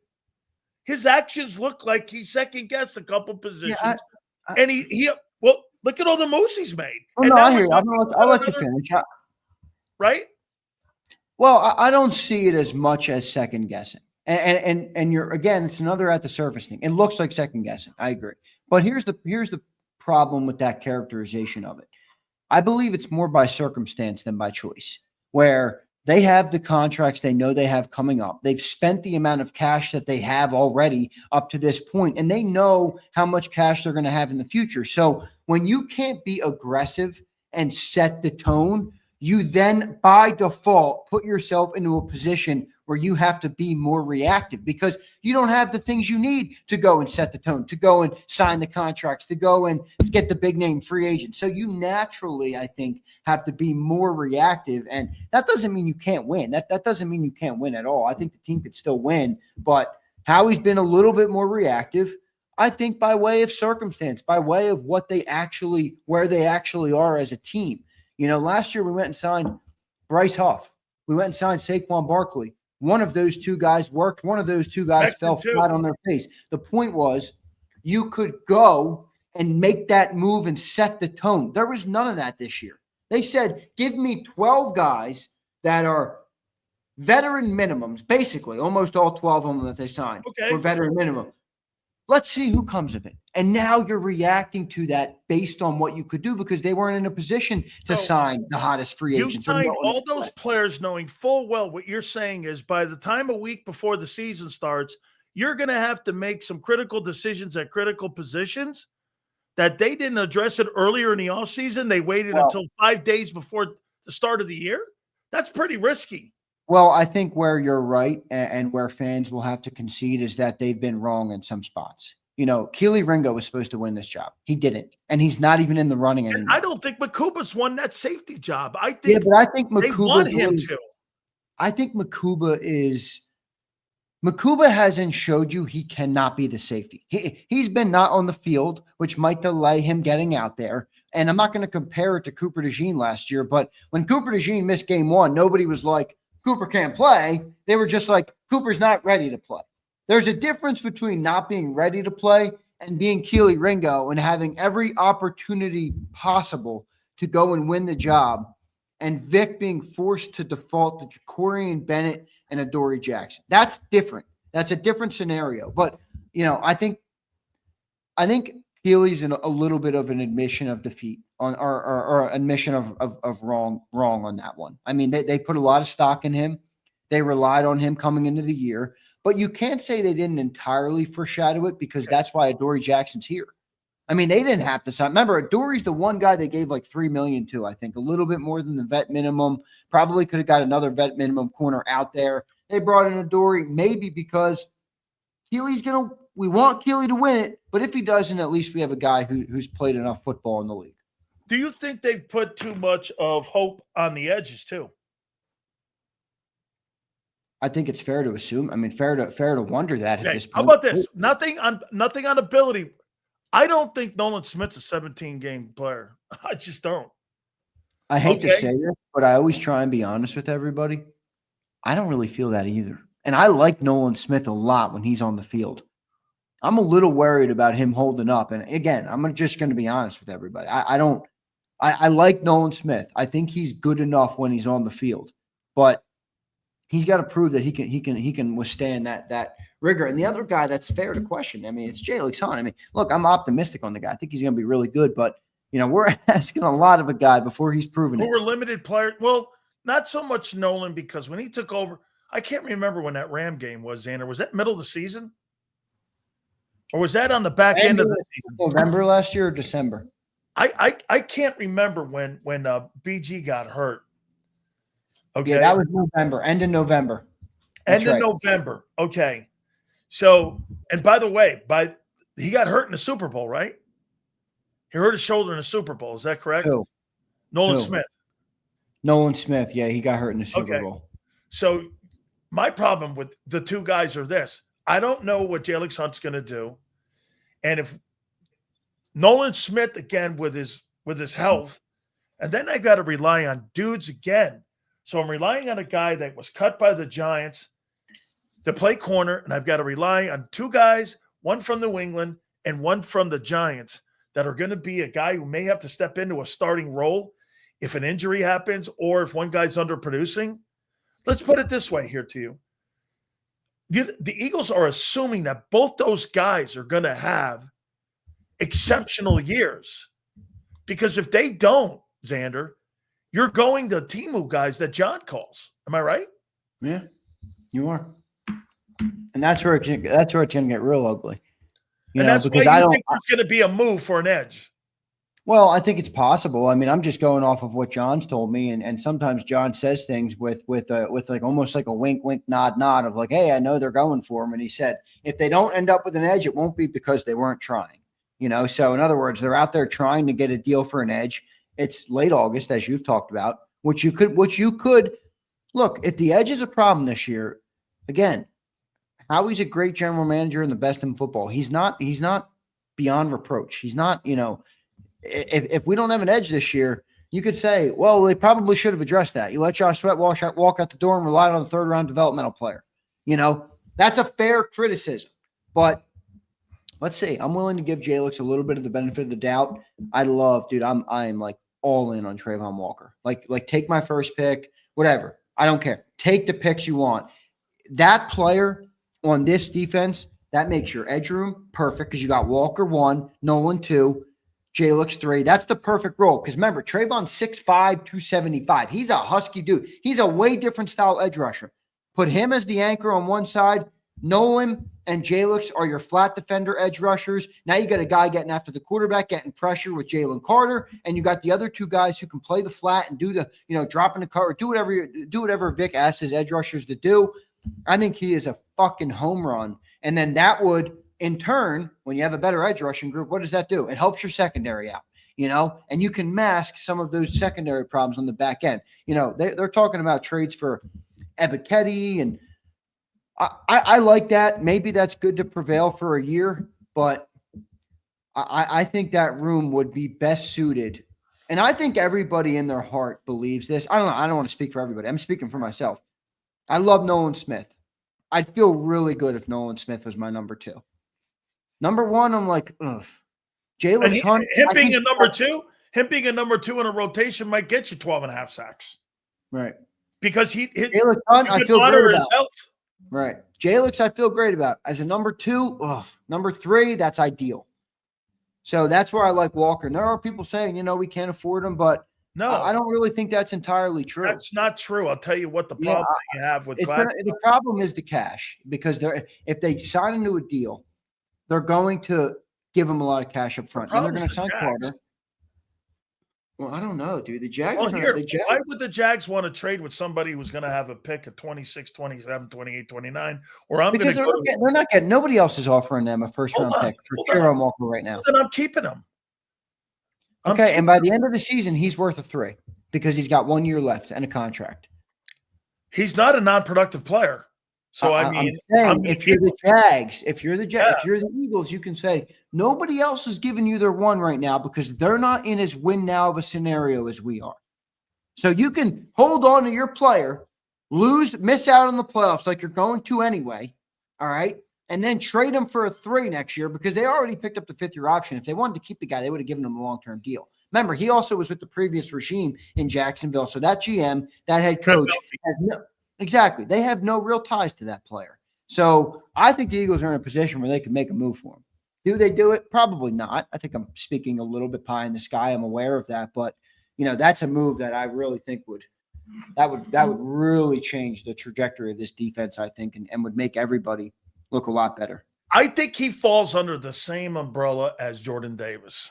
And I'll tell you why. Jordan Davis will always have the 13th pick around his neck, no matter how good of a player he becomes in the role he's in. He's the number 1 overall player. Whether he has 24.5 sacks or whether he has 50 tackles, 7-8 sacks, whatever a year, you're never going to live up to the number 1 pick overall if you're not somebody like Myles Garrett. And he's not Myles Garrett. Okay, he's a really good football player. And who knows, Xander? He might be Myles Garrett on that Eagle defense. Who knows? I mean, he's in Jacksonville, which they haven't really developed a lot of great players on that defensive football team. I'm talking about, people have, Xander, you say this all the time. Don't you think players have distinctions on them if you're undrafted free agents for general managers? Well, when you're the number 1 pick in the draft, there's an expectation of you too. Yeah. That's fair, but that expectation comes in Jacksonville, not in Philadelphia. When I'm in the number 1 overall pick, you're always going to be looked on. I know, but I don't give a shit about that. I don't need you to. I'm not expecting you to be the greatest in the league. I need you to be a great player for Philly. I didn't draft you 1 overall. I got it, but the Jags have him, and they're not going to just surrender a guy to a team that's got the 28th pick in the draft. For a 1 and a 3, they're going to try to find a shitty team to do it. I think for a 1 and a 3, they would have done it if that was the case. That GM is giddy right now. You saw the way he handled that last draft. He was trading all over the place. That guy is going to make it up to get. If he's identified already that he doesn't want to pay that player, he will jump on a 1 and a 3. Now, to think about it, the Jags moving up, they do. See, look, I don't think they have draft. They need draft picks because how much did they give away to the Browns to get up to 2 to get Travis Hunter? And it's funny because that team should not need draft picks, but they do. They gave a shitload of trap. They gave a shitload. Right, so the Eagles just released somebody. It's 3:59, so we're probably going to get a rapid breaking news coming in the next 20, 30 minutes here on the National Football Show. We will keep you posted with everything. Ready. Eagles release. Now, this is only interesting for one reason. Eagles release wide receiver kick returner Avery Williams. Now, I think this was pretty obvious, but they now released Anais Smith today and Avery Williams. And you got to wonder, who's returning punts for the Eagles this year? Is it Jahan Dotson? Is it Cooper DeJean? Is it – I mean, who do we got to return punts? Because Avery's out. Anais is out. I don't know. I don't know who would be your returner. I guess Cooper DeJean probably would still be a return man. Maybe Darius Cooper. Could Darius Cooper do it? I think people said he could do it. Mechie's actually not an interesting name if you went with Mechie, but I don't know about Darius Cooper. I don't know. Does he have the skill? I don't know. Does Shipley have the skill to do that? Shipley could be an option. I mean, he's the kick return guy. So he maybe did punt returns at Clemson.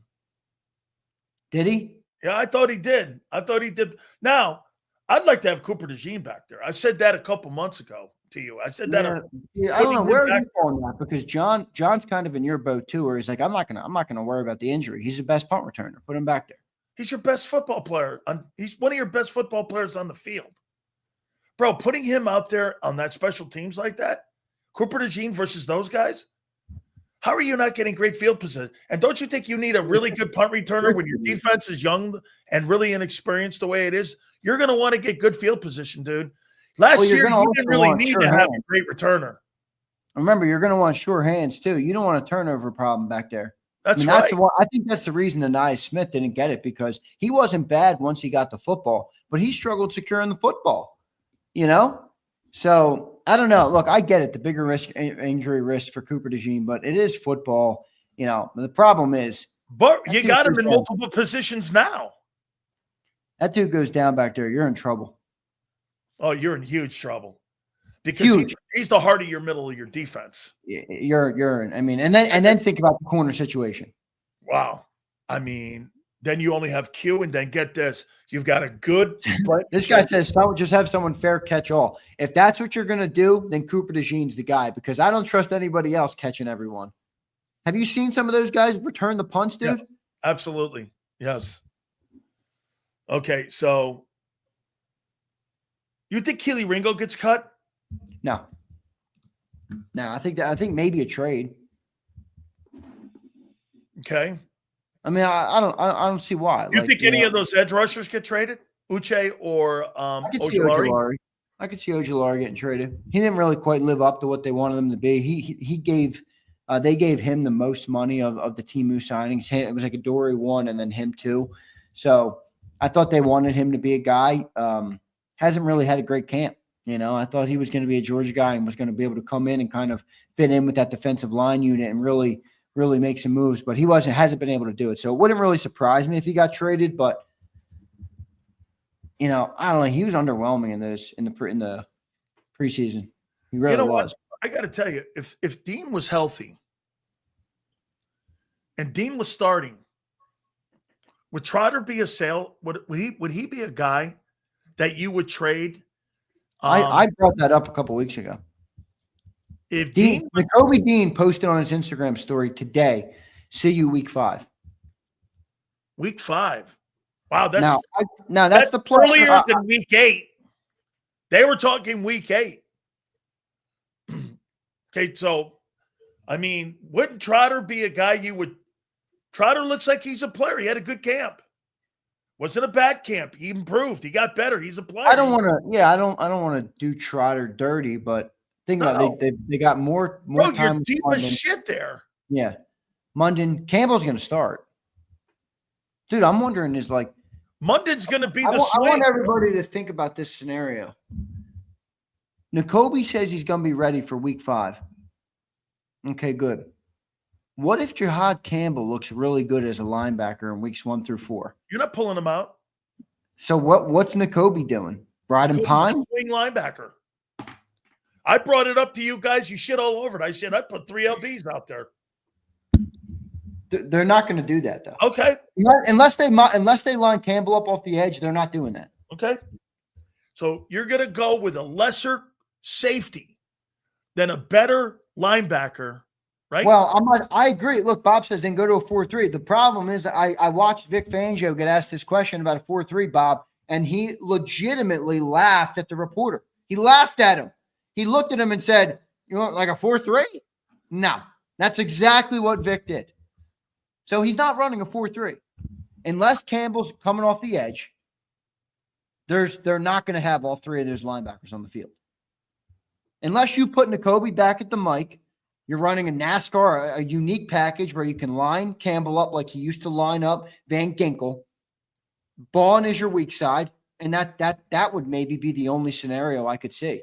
By the way, do you think when Dean comes back he would think about rushing Bond?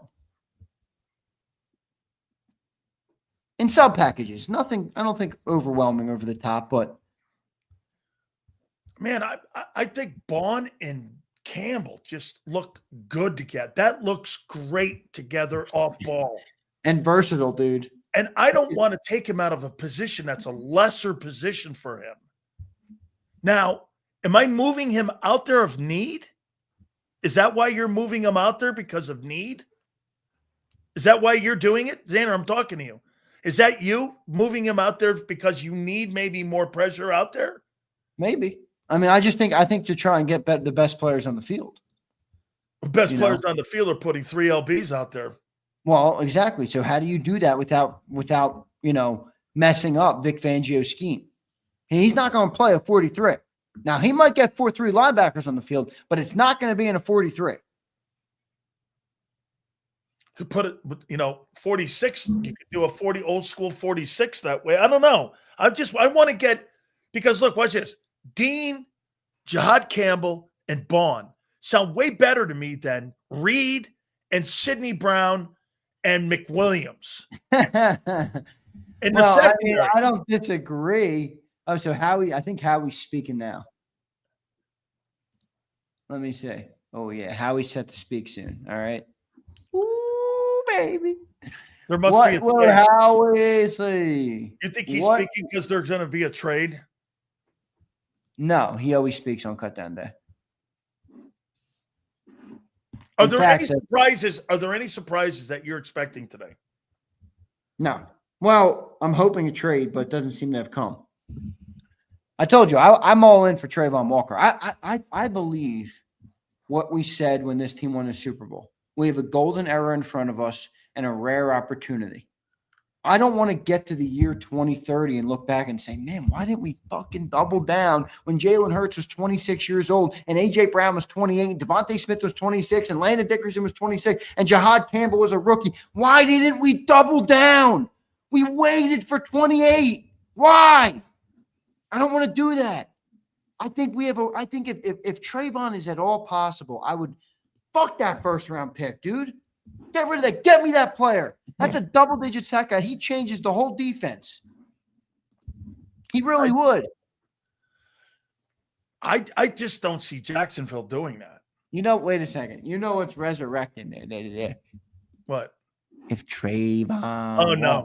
It ain't happening. Yeah. If Trayvon Walker comes to fill it. What's being resurrected, Sileo. Yeah, the Swiss cheese defense. The no-hole defense, baby. Come on, man.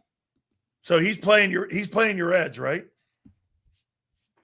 Why not just go get Josh Allen? Well, I think he'd be I don't think they would get rid of him. You don't know what Jacksonville would do with that. That's the problem with them. You don't know what they're going to do. Okay. All right. They're not particularly notorious for great decision making at large across.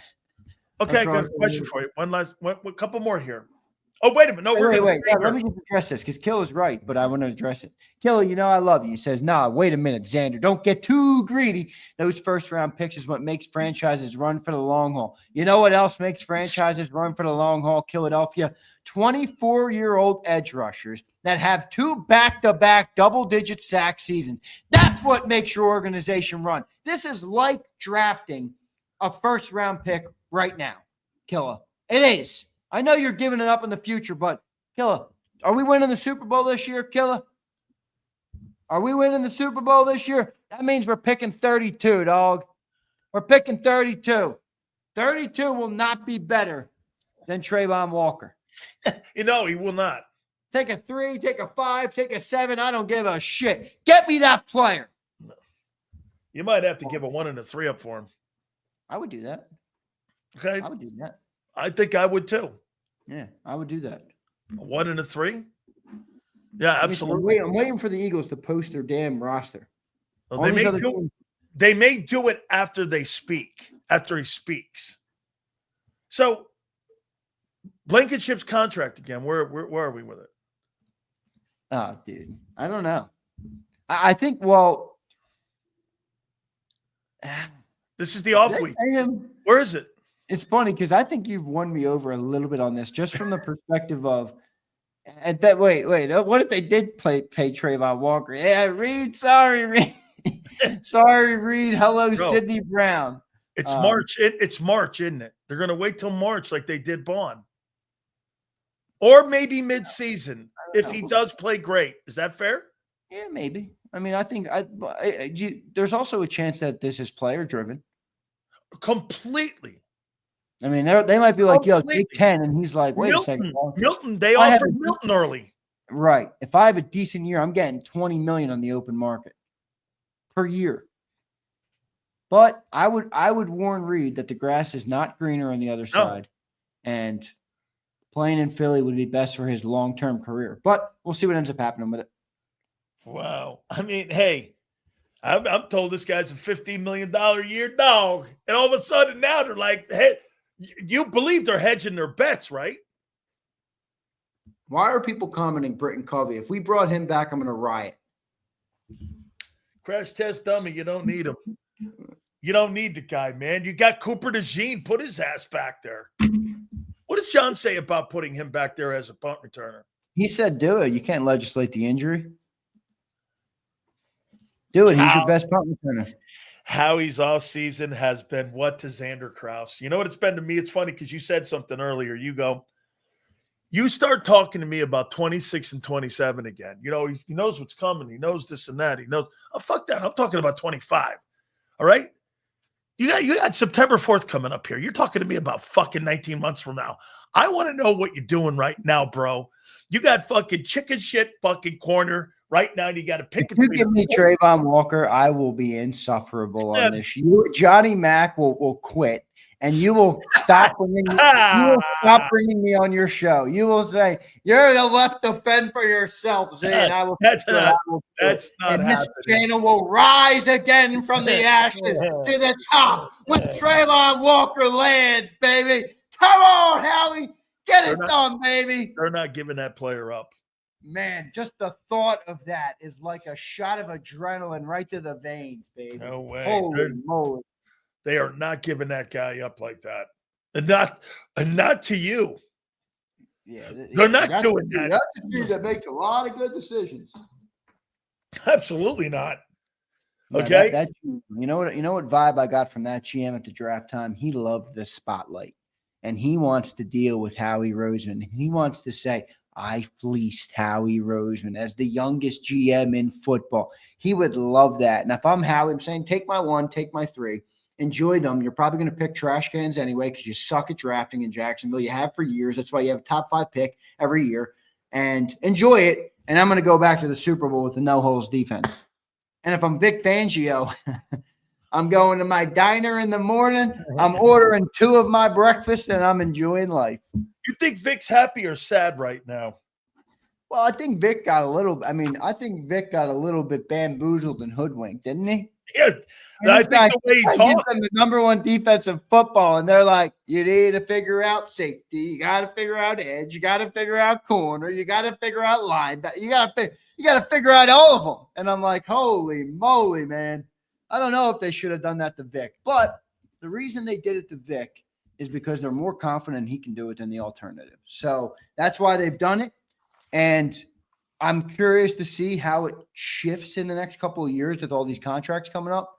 You know, will they remember I think it's Hugh Douglas who says this. He says, offense is a necessity, defense is a luxury. You know, in other words, the Eagles are always going to prioritize offense. I'm curious to see if that holds true through the next couple of years because they got some studs on even with the holes on defense. Jalen Carter, Cooper DeJean, Quinyon Mitchell, Zach Bond's already paid. Jordan Davis, Morrow jump. Like they got guys to pay. It's going to be interesting to see how many of them they pay and how many of them they keep rolling. I see why people are talking to Covey. He got cut by the Rams. Yeah, I saw that. Yeah, so he got whacked by the Rams. Bring Britton Covey. Nah, they got the dudes, man. They got the guy. So, yeah. So look at M. Reyes. M. Reyes says, we'd look at 90% defensive draft. Vic is fine. Reyes, that doesn't mean they're all going to pan out, dude. Bro, the guy makes it sound like how he's been a fucking Grand Slam drafter at fucking corner, at wide receiver. Well, I mean, who are you talking about? They got 2 players. They got Campbell and they got McCouble. Yeah, first time in 20 fucking years they got 2 guys. I agree with you. And then they took Ty Robinson. They got no 3rd-round pick. They took Ty Robinson in the 4th, and he's been a trash can. Yeah. So you got 2 guys on defense. Yeah. I mean, and both of them are unproven. That's right. Come on, Reyes. Hey, Reyes, do you want to win a Super Bowl or do you want to cry with the Simps in the corner, Reyes? Come on, Reyes.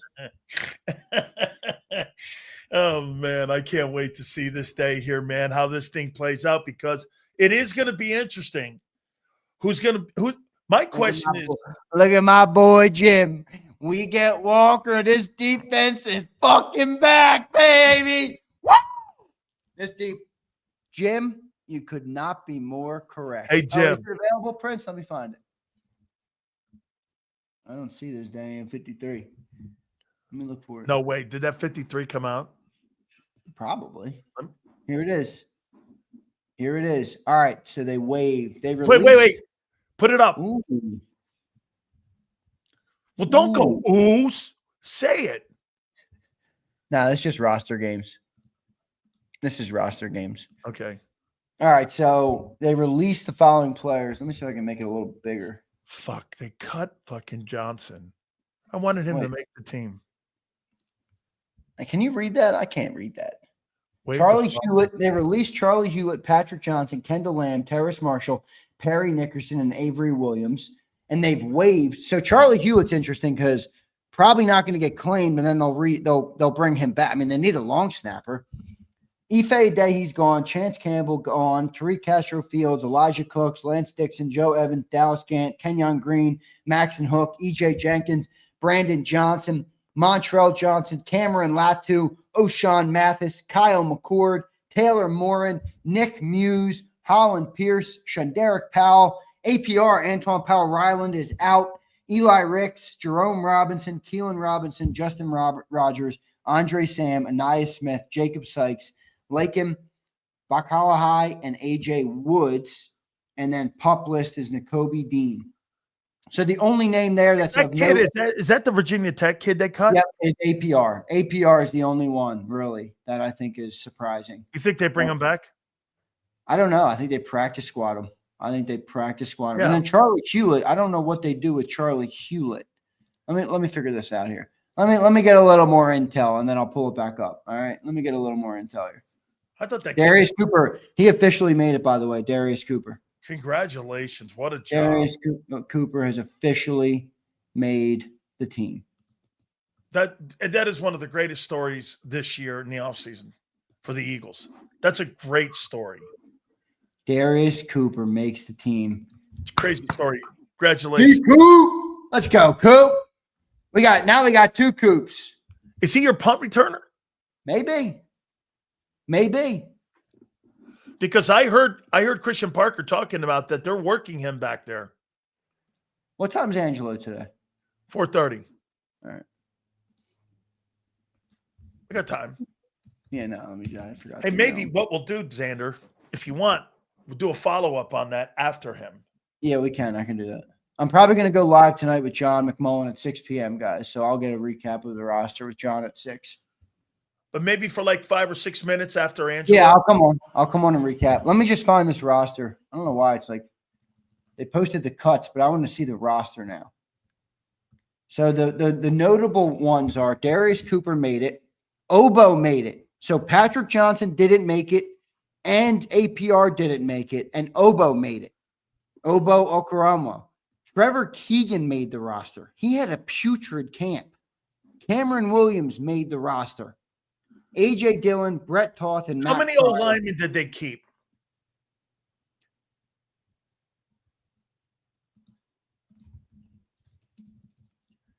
Probably 10.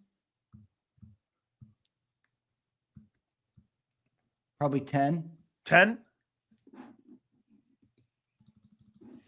So they don't have a long snapper.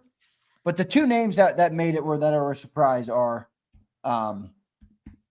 Darius Cooper and Obo, because they got rid of the long snapper, but he's a vested veteran, so he can't get claimed. Right. So he's fine. So they're going to bring him back, obviously. Wow, They're probably going to keep him on the practice squad until, I guess, a roster spot's free. Did you think they were going to keep Kendall Lamb? No. Not after they made the move for Fred Johnson. Not after they made the move for Fred Johnson. So they keep 5 receivers, Sills. 5 receivers only. A.J. Brown, Devontae Smith, Jahan Dotson, John Mechie, and Darius Cooper. Wow. Much less versatile receiving group, but Jahan, Mechie, and Darius. No, it's more versatile because John, Mechie, Dotson, and Cooper could probably all line up outside or inside. So Pryor made it. Dillon made it. They cut the long snapper, which is wild. He's vested, though. All right, Okay. so here's the 53. Thank you to Mad Bird for tagging me in this. If you're listening, I think you are. That's why you tagged me in it. All right, here's the roster. Let's pull it up.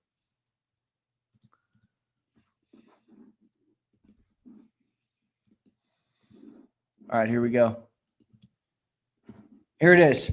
All right, let me drop the graphic for a second here. All right, Jalen Hurts, obviously, at the top. Tanner McKee and Sam Howell. Running backs, Saquon Barkley, Will Shipley, A.J. Dillon. Fullback, Ben Van Sumeren. We talked about that. They kept him around. Wide receivers, 5 of them, A.J. Brown, Devontae Smith, Jahan Dotson, John Mechie, and Darius Cooper. Tight ends, 3 of them. Dallas Goedert, Cal Katera, and Kylan Granson. Offensive linemen looks like 1, 2, 3, 4, 5, 6, 7, 8, 9, 10, 11 offensive linemen. Mailata, Dickerson, Juergens, Lane, Steen, Pryor, Kendall, Fred Johnson, Cam Williams, Brett Toth, and Trevor Keegan. All right, so where's Miles Hinton? Miles Hinton didn't make the team? That right. I haven't. Did they cut him? Was he on Is the he on cut list? IR? No.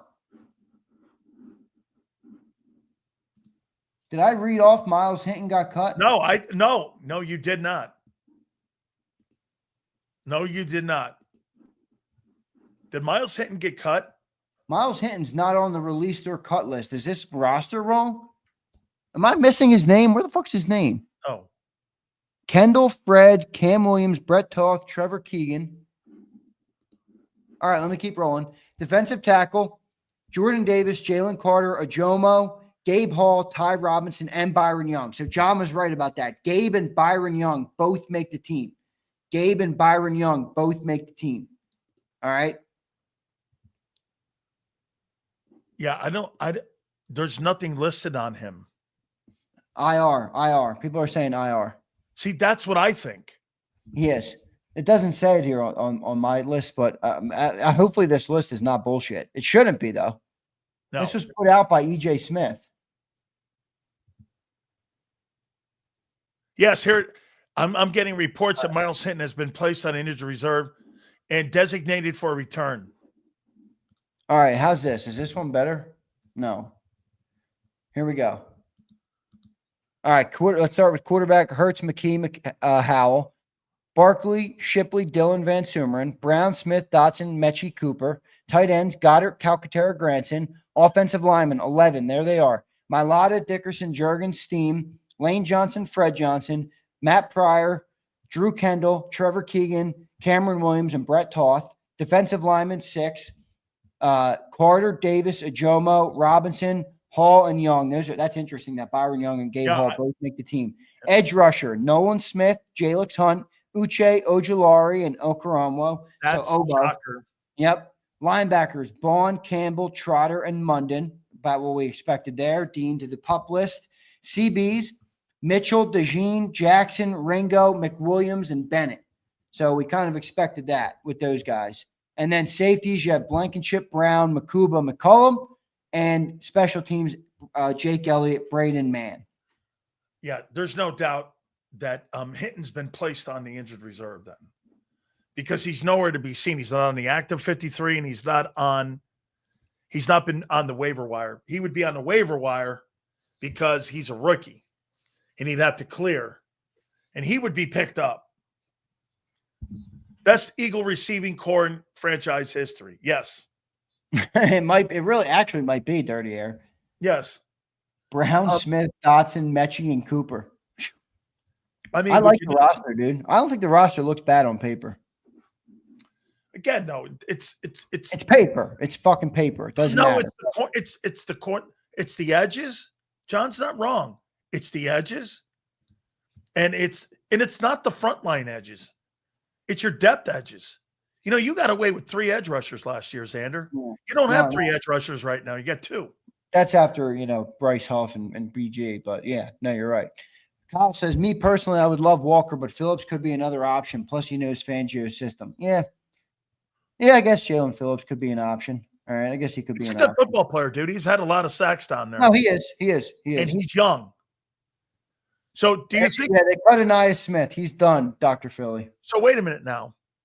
Do you think they make a trade, or do you think that who's not safe on this roster that still could be replaced, in your opinion? The edge rusher, right? The kid that made the team, you can whack him if you're going to make a move. Who do you think is still in danger of not making this football team? Because people are suggesting to me that how he's going to make some moves here. Well, Granson could be an option for not safe. Definitely Trevor Keegan, Cam Williams, or Brett Toth could be options. Funny. All right. That's 11 O-line still. One of them could be. Yeah. Yep. All right. Defensive line, maybe Gabe Hall or Byron Young, one of them. Yep. Ty Robinson, I think they're going to keep because he was a draft pick. Of course I think you need all 5 edges, but maybe. Unless you can upgrade that last one. Right, unless you can upgrade it. Linebackers are steady. Corners are steady. Safeties are steady. And special teams are steady. So you're probably looking at Hall, Young, or maybe Obo, or one of these bottom 3 edge rushers could be potentially out. One of these bottom offensive linemen, Kylan Granson, and that's probably it. I don't think they would move on from Dillon or Van Sumeren. I think that's probably it. No. I think Obo would be probably the one name, and then probably I think the one offensive lineman. Remember, they need at least one of them gone because they're going to need the long snapper for game day. Let me ask you something here. I'm spitballing with you here. Would they ever package Tanner McKee up into a trade to get a really great edge? What's wrong with my trade? What's wrong with my 1 and my 3? There's a lot of teams that need quarterbacks. What's wrong with my 1 and my 3, Sills? Hey, nothing. I'll bite on. We need Tanner McKee. Did you watch the 3rd preseason game? Did you watch the difference between the first preseason game when Tanner McKee played and the 2nd and 3rd one? What's more important to you, a backup quarterback or a super edge? We need McKee, dude. Over a corner or an edge? We need McKee. I need an edge. No, you want McKee. No, bullshit. This is what that's a person commented the other day. You want You No, want no. This is what that person commented the other day. They said, with Sills, it's always A or B, and there's no option for C. How about C? We trade for an edge and keep Tanner McKay. How's that? you have to be like Howie and open all doors. Jalen's missed how many games the last 3 years? 2 a year? 6. That's 10 a dime is coming in. 6. Let's see. He missed 3 in 2022. He missed none in 17, and he missed 2 last year, right? So that's 6 or 5, excuse me. Yes. Darius Cooper making the team is electric. Electric, baby. Who is the biggest? No Is he the biggest senior, surprise? No Senior Bowl. Nothing. No combine. No draft. I never heard of it. It's like Vince Papale making the team. And by the way, he didn't make the Jaguars. He made the Philadelphia Eagles. Insane. That's an insane story. Brian Pumper checks in. This roster is cheeks, but besides the top 20, we blow. How he freaking trolled. The roster is great. What are you talking about? Except for the spots on defense where you got some concern at edge. Top of the corner. You see, the funny part about the top of the corner, Sills, is I know we got problems at CB2, but top of that cornerback room looks pretty good with Mitchell and DeJean. Okay. Vaughn Campbell. Hang on here now. It's really the edges. It's really Smith, It's Hunt, the and edges, and it's the safety position. And I'll ask you one more time. You're looking at this on paper here. Do you think, once again, that the general manager overvalued his moves and he took the equity of having won the Super Bowl? And again, look at the moves they're making. Look at the moves they have made. They're going to make more moves. Yeah, but and again, you're trying to tell me this. You're going down the line and going, well, they planned for this. There's no way they planned to make all these trades 10 days out to the opener. You want to solidify your roster 10 days out from the Super or from the start of the season, not with still questions on whether you're going to trade. Right? I mean, I still think you have a lot, and you have a ton of question marks on defense. Not a ton. So these are the guys that I would say are on the bubble. All right, because they're going to have to make some moves. They got to get the long snapper on the roster. I'd say, as I listed them, but now I put them out in writing. Byron Young, I mentioned. Kylan Granson, Cam Williams, Trevor Keegan, Brett Toth, Obo. I guess in theory, would Darius Cooper be somebody? No, because they only kept 5, right? No, they're not moving off. All right, so Ben Van Sumeren and A.J. Dillon probably. That's probably it. Probably the only guys on the bubble that could be moved.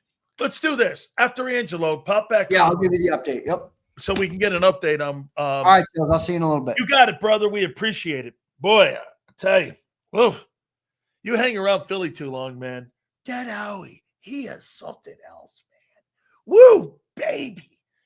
You know what's funny? Yesterday we had Howard Eskin on, and this is what he did. He said, make sure you give this message. Howard, I know you're watching. He said to give this message to my friend. He wanted this. He said, give it. And I go, I'm going to take that message and I'm going to show Angelo. And then he goes, no. You tell him I love him. Oh, no.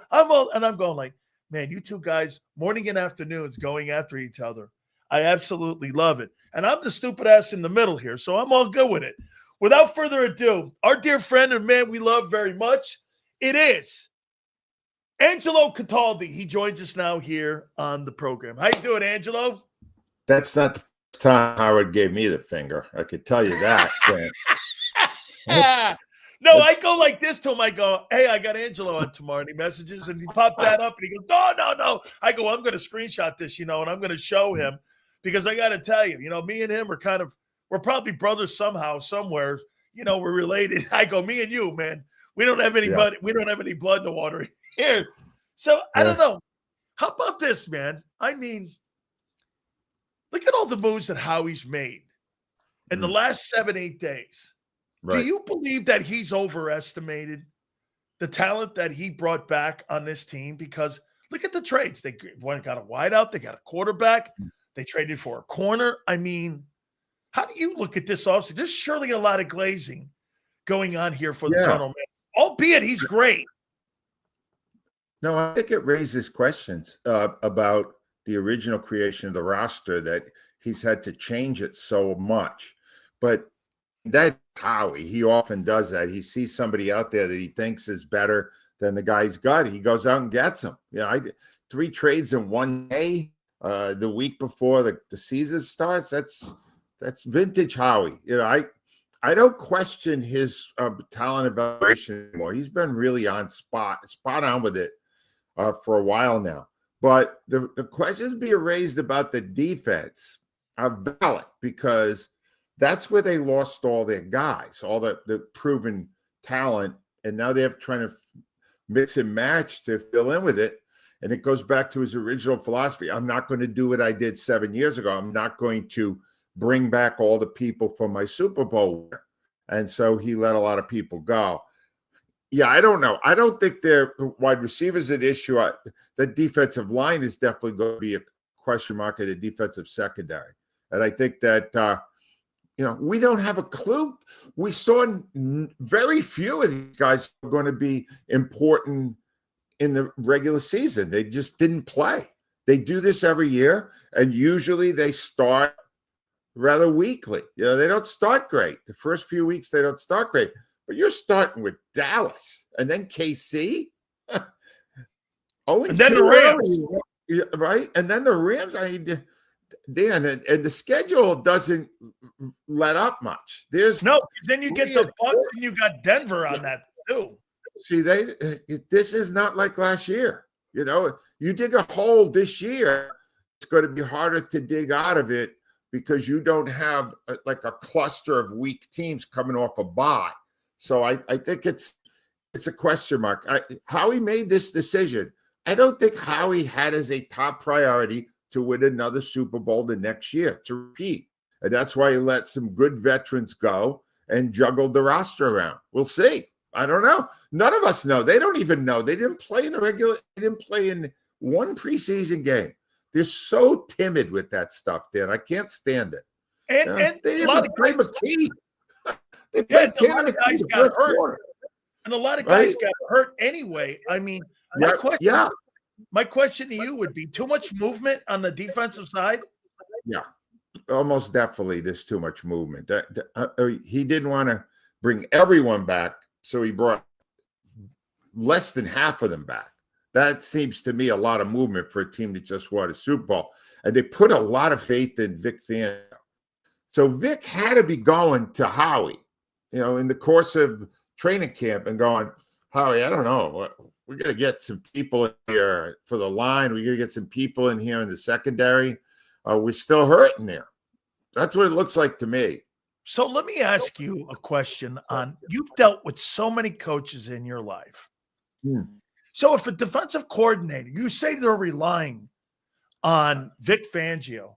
So if Vic Fangio goes to Nick Sirianni and says, hey, listen, I don't want all these guys moved off the team. Yeah. Who's Nick going to fight for more?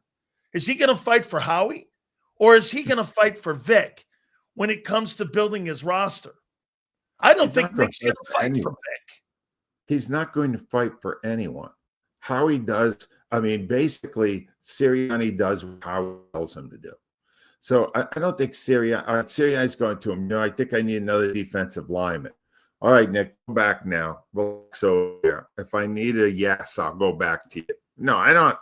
Don't buy that. Nick doesn't push back there. That's the reason that they've given him more latitude than they ever gave Doug Peterson. Peterson pushed back, and he ended up without a job. He ended up having to go to Mexico. Nick is not going to do that.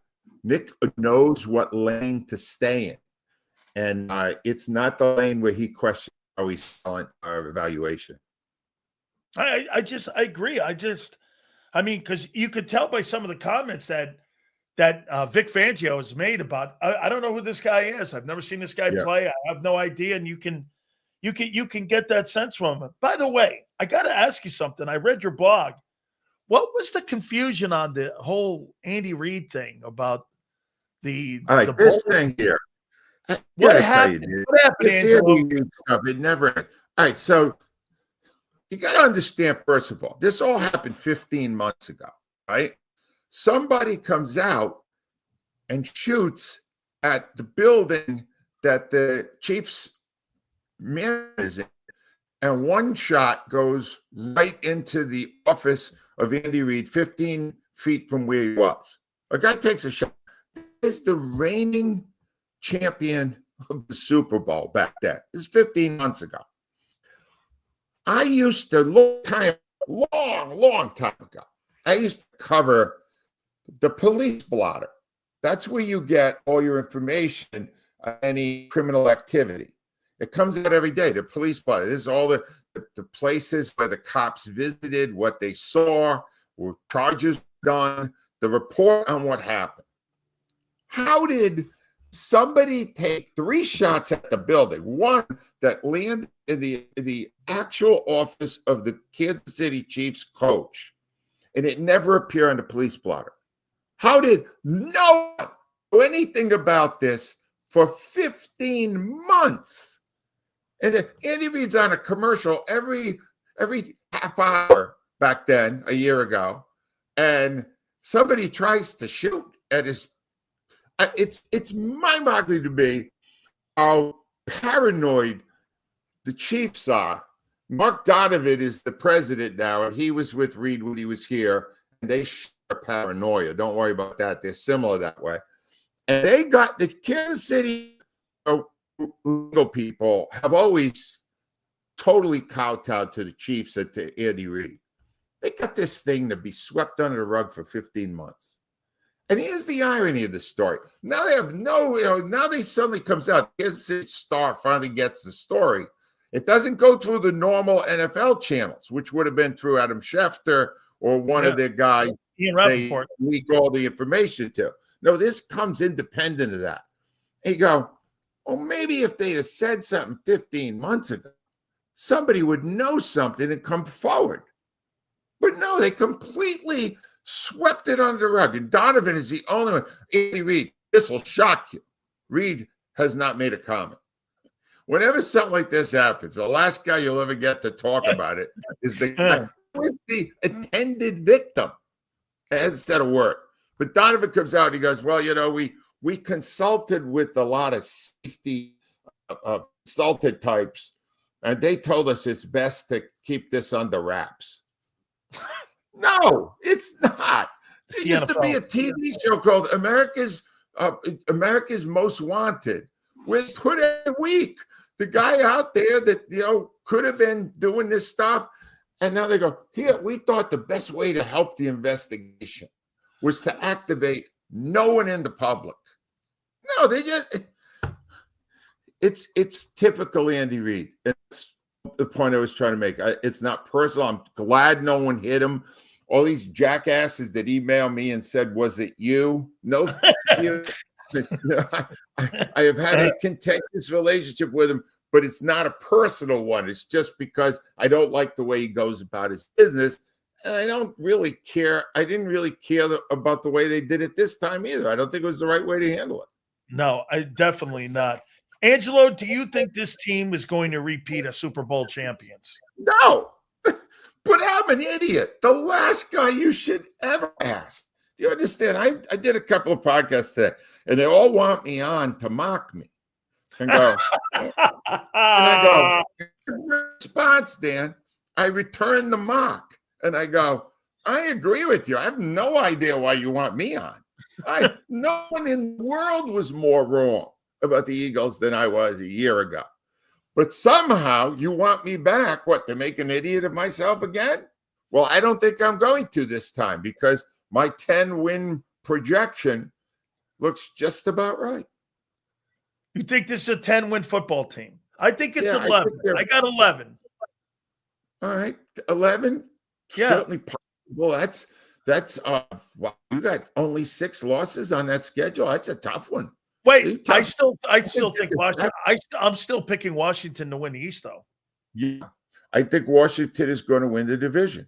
I got an argument about my son, who's a Giants fan. I went, Washington is overrated. I said, your team, the Giants, they stink. We know they stink, right? Those are Eagle wins. Washington, it seems like they're on the upswing to me, and they have good coaching, and I really like the kid quarterback. I think he's really good. So, I would favor them. I've got to ask you a couple other questions. The loss of Wheeler, does that mean it's done for the Phillies now, for them winning the World Series? Yeah, that's the other thing I dealt with in the blog, because first of all, he's going to end up being two significant surgeries. The first one was for the blood clot. Now he's got a capsule in his throwing out. Man, oh man, I'm so glad they held religiously to those pitch counts so that he would not get hurt during one of these seasons where they desperately need him. This is the stupidity of it. And Dan, nobody questions it. No one questioned it last year. Now you see that the pitch count thing didn't really help. I would have used another 20 pitches that first playoff game. We probably would have won it, right? Yeah. But no, we gotta watch this stuff. There's no medical science that supports 100 pitches, 100. There's nothing. There's nothing like that. So now, do I think the window may have slammed shut here? Well, do you see a team that's going? I mean, I don't see it without them. I don't think they're better. I don't think they're better than San Diego or the Dodgers. It was hilarious to me when some of these kiss-ass media people that cover the team now went, well, it's time for Aaron Nola to step up. Aaron Nola on his best day can't shine Zach Wheeler's shoe. Right? So please don't tell me about Aaron Nola. He's been giving up 4 to 5 runs a game for the last 3 years since he got his big paycheck, since he got a $72 million deal. Aaron Nola is not going to fill the void. Sanchez is good. I like him. I think he's going to help him some, but Sanchez, Luzardo, it's not enough. It's not enough. Now, you got the big arm on the back of the bullpen now, but it's not enough. I don't think it's enough. I think you'll see the Dodgers really suddenly start take serious winning games, and I think they're much better. I'm going to read you something, Angelo, and I want to get your take here. So, unfortunately, I've got a text message from my friend, Merrill Reese. Dan, I've been told by WIP that they have an exclusivity clause in my contract that prohibits me from doing podcasts that aren't the property of Odyssey. By the way, he's been on 4.5 years without any problems. I've always enjoyed going on with you, and it's been really great. And I'm so sorry, but I have to abide by their policy. And I was like this, and I go, listen, I have no ill will towards Merrill. Obviously, I don't. And what happened was Merrill showed the cleats that were signed by Jalen Hurts, and it was a gift that he gave. IP saw it, and so did the Eagles saw it. And so they came down on him, who they don't even know how to ask questions. I get Merrill on for one reason. You know what that is? Can I tell you one of the reasons I get you on as well? Is because you guys are storytellers about the times that you've dealt with the Philadelphia sports fans, and the Philadelphia sports fans have grown up with you. I want them to hear your interactions and the stories that you have had over the years, because you know why? That to me educates me and educates our audience, because you've been involved with it for so long. Same with Howard. That's why, to me, it's more of a slap at the Eagle fans, because the Eagle fans hear these great stories about Jalen Hurts loving him, or Donovan McNabb, or the story that he has with Vermeil. And so I find it so petty that really a company that you helped build, you were the centerpiece there at that station for a while. I find it really wild that company's no longer, and that station is no longer what it was. WIP is not WIP. You know what it means now? It means WIMP radio. Yeah. Well, this is a weird situation to be in. First of all, Merrill Reese, one of the great gentlemen in sport. All time. One of the greatest people you will ever meet, and very much a team player. If WIP went to him, you can't do that, it's in your contract, he would abide by it, But the fact of the matter is that, look, I accused the Chiefs of paranoia a minute ago. I'll double that up for my old employer's WIP. All right, the paranoia there now is not what it was when I was there, and I wouldn't have allowed it. You know why you go on Dan Sileo's podcast? Because people talk about it and it improves the interest in the team. It promotes what you're doing. What is he doing on this podcast that's going to take away from what's going on with WIP? Nothing. You understand?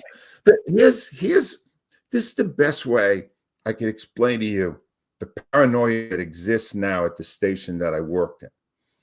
A couple of years ago, a documentary guy came to me, wanted to do a documentary on the biggest promotion we ever had, and one of the biggest in the history of radio, wing ball. I wanted to do a big documentary. One of the greatest of all time. Established documentarians who really knew what they were doing.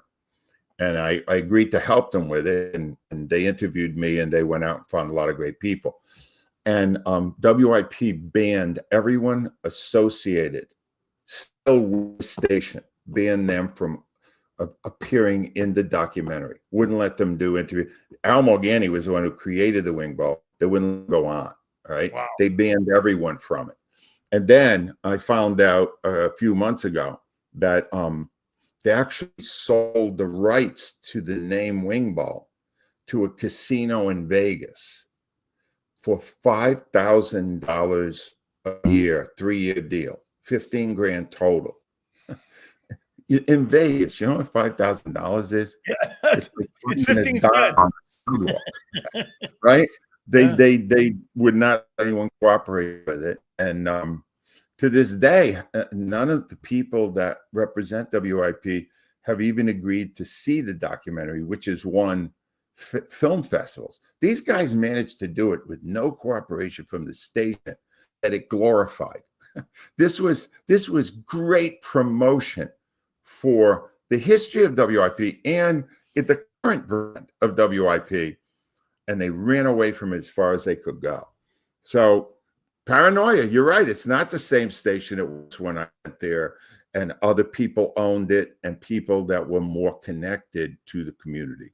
And it saddens me greatly that it's that way, but that's the way it is. I'm not shocked by it. I'm not shocked by it. It saddens me, but it doesn't really, my sadness isn't going to make any difference. Man, damn, Angelo, you and Howard and other people, Morgani, all them guys built that IP. I mean, you know, everyone wants to always kiss the ass of WFAN, but it was IP first. And then it was everyone else in the country followed up. And to see where it is now, I'll tell you this, Angelo, the talent on that station, and I'm not going to sit here and talk, what do I know? Okay, but I'm going to say this. The fans of Philadelphia make that station. They make that station, but when you have talented people like you and Howard and the compelling content, and that's what it is, it's compelling content. When you have people like that, it elevates the conversation. When you have people that are cheerleaders that are on right now, it's the fans that have elevated those ratings. You know, when people say the ratings are really great right now, well, that's because the fans are so engaged with the Eagles. They're so engaged with the Phillies. That's why they have great numbers right now. It's not the people on the air. It's just not. Well, I don't know. I made a vow when I left that I wasn't going to listen anymore because you hear me with you. I'm very critical of everything. Yeah. I'm sure I would be critical of that. So I walked away, and when I walked away, I really walked away. I wish them well. The people that are there now are good people, and they do it differently than we did it. But maybe they're doing it differently for this because the audience is different now. You know, I mean, the people that are there now are in the target of what your demographic needs to be successful in radio. I, in my 70s, hadn't been in that target for 20 freaking years. I was my age as it was. Why are they listening to this old man? Yeah, but I don't think it has. I think it has to do with being talented. I mean, I don't give a shit what your age is. If you're good, you're good. If you're not good, you're not good. Don't you agree? Well, you hurt my. I got to be honest. You really hurt my feelings a couple of minutes ago, Dan, when you said that you bring me on to tell stories and all that. And all these years now, I've thought it was for my predictions. And it saddens me, to know that we were not on the same page on what the whole point of having me on. We both weren't on the same page last year. I tell you what, I took an Yeah, SP well. too. Trust me. Angelo, I can't wait to get you on again, man. And hey, by the way, he was kidding. He went like he did that. And I go, I'm screenshotting Right. that. No, it's fine. Believe me. I said He to loved Howard you. the last couple of times. He loved you. The feud is over. You understand? I'm too old for feuds now. The only one I still have is Andy Reid. That I'll take them away. Yeah. Angelo, thank you, my friend. See you, Dan. Take care, buddy. That is my friend Angelo Cataldi. Absolutely. I sent him that email and that text from Merrill, and he texted me back. All right, guys, hit that like button. So, Leon, wait a minute. How are you a loaded roster? And he's not done. Is that what I heard? Is that what he said? Leon, let's get Leon Super up if we can. We'll get Xander back up here too if he gets a second here. Props to Darius Cooper, eager to see how his role plays out. Me too. Very interested in seeing. That's a great story, one of the greatest stories so far in this Eagle offseason here. Leon's got a super. Got to read it there. Okay? No super from Leon? Leon, I thought you did have a super there. Okay, Leon, do me a favor. Post what you said. Uh-oh. Fake news, Leon. I dropped $5 on one. Whoa. And we got controversy. We are done. We'll see what happens in 24 hours. What does that mean? Howie Roseman and presser looks like Howie plans on and will make another move. Wow. What a great roster he built in the offseason. This guy's doing more roster movement now than he's done the entire 8 months. Wow.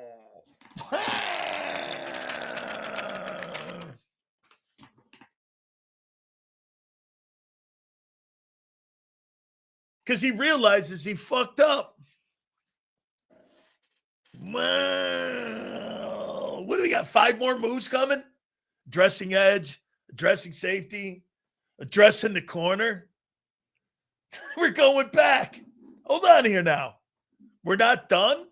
How are you not done? How many days is it until September 4th? Hang on here. Let me get this right here. How many days we got until September 4th?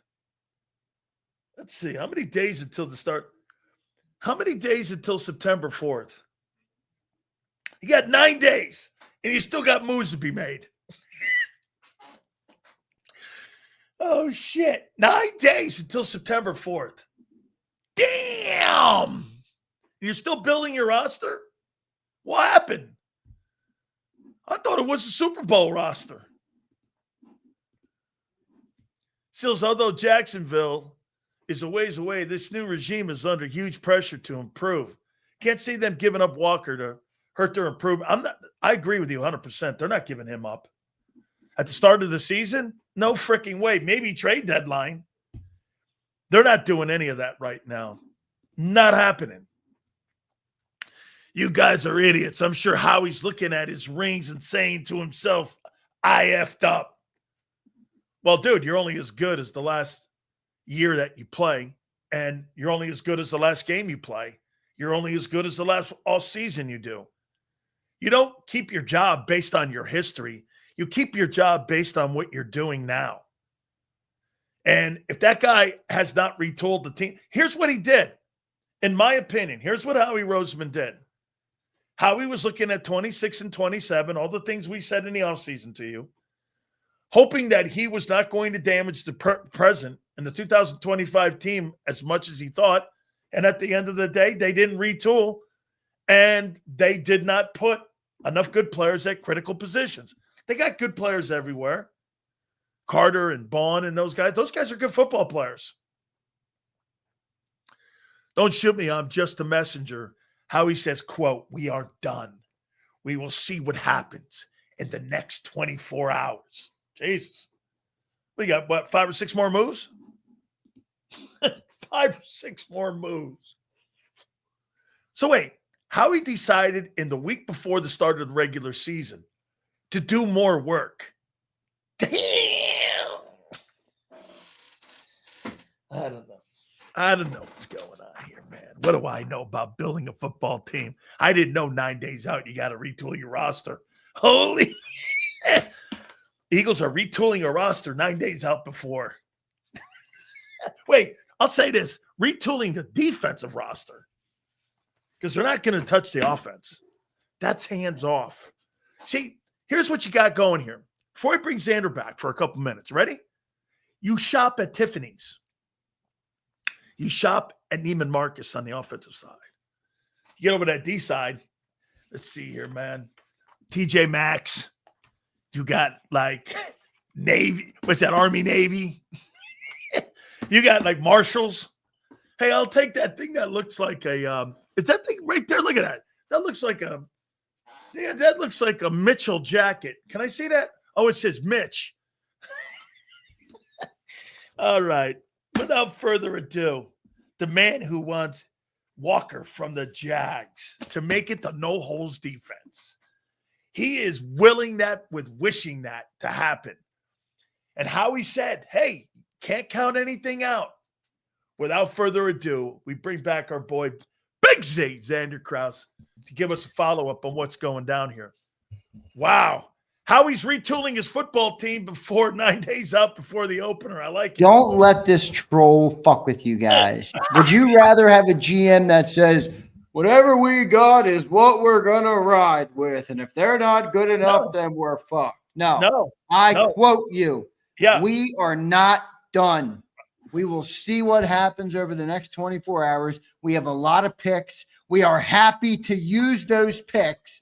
But in the early part of the season in September, we have to see what we have. If we need something, I'll do whatever I can to help this football team and be aggressive. That is our general manager. You know what I'm doing, folks? You know what I'm doing, folks? You ever stand outside of a Wawa and you see a guy picking the trash cans? Trying to find something over here, trying to find a little din-din over here. Guys, that's what you got going on here. We ain't done, dog. He's going to be going through trash cans looking for players to bring onto his football team. Okay. Hey. We ain't done. Yeah, you ain't done. What do you mean? We'll have all you guys believing that we'd rather have a stiff-ass GM who doesn't improve his roster in August. I love it. Make sure you do it 9 days before the start of the season. I got it. Solid. What are you talking about, Sileo? It's a progress building a roster. Oh, I don't remember him making as many moves prior to the start of a season than I do this year. He's made already 7 trades. They won the Super Bowl last year. Why would you expect this to look like every other year? 7 deals? Well, I mean, you could argue that that's the better move. Hold on. 7 and more to come, they're saying. Yeah, more to come. Okay, Keep building the team. 10 deals before September 4th. I mean, he does make moves every year, but, 10? Where'd you get that number? Okay, well, let's do it here. Okay. They made like 4. Mechie. 4? How? Mechie, Howell, and Fred. Mechie, Howell, and Jacorian. Fred, Jacorian. Right. That's 4. Okay, so you got 4. With far away from 10. With more to come.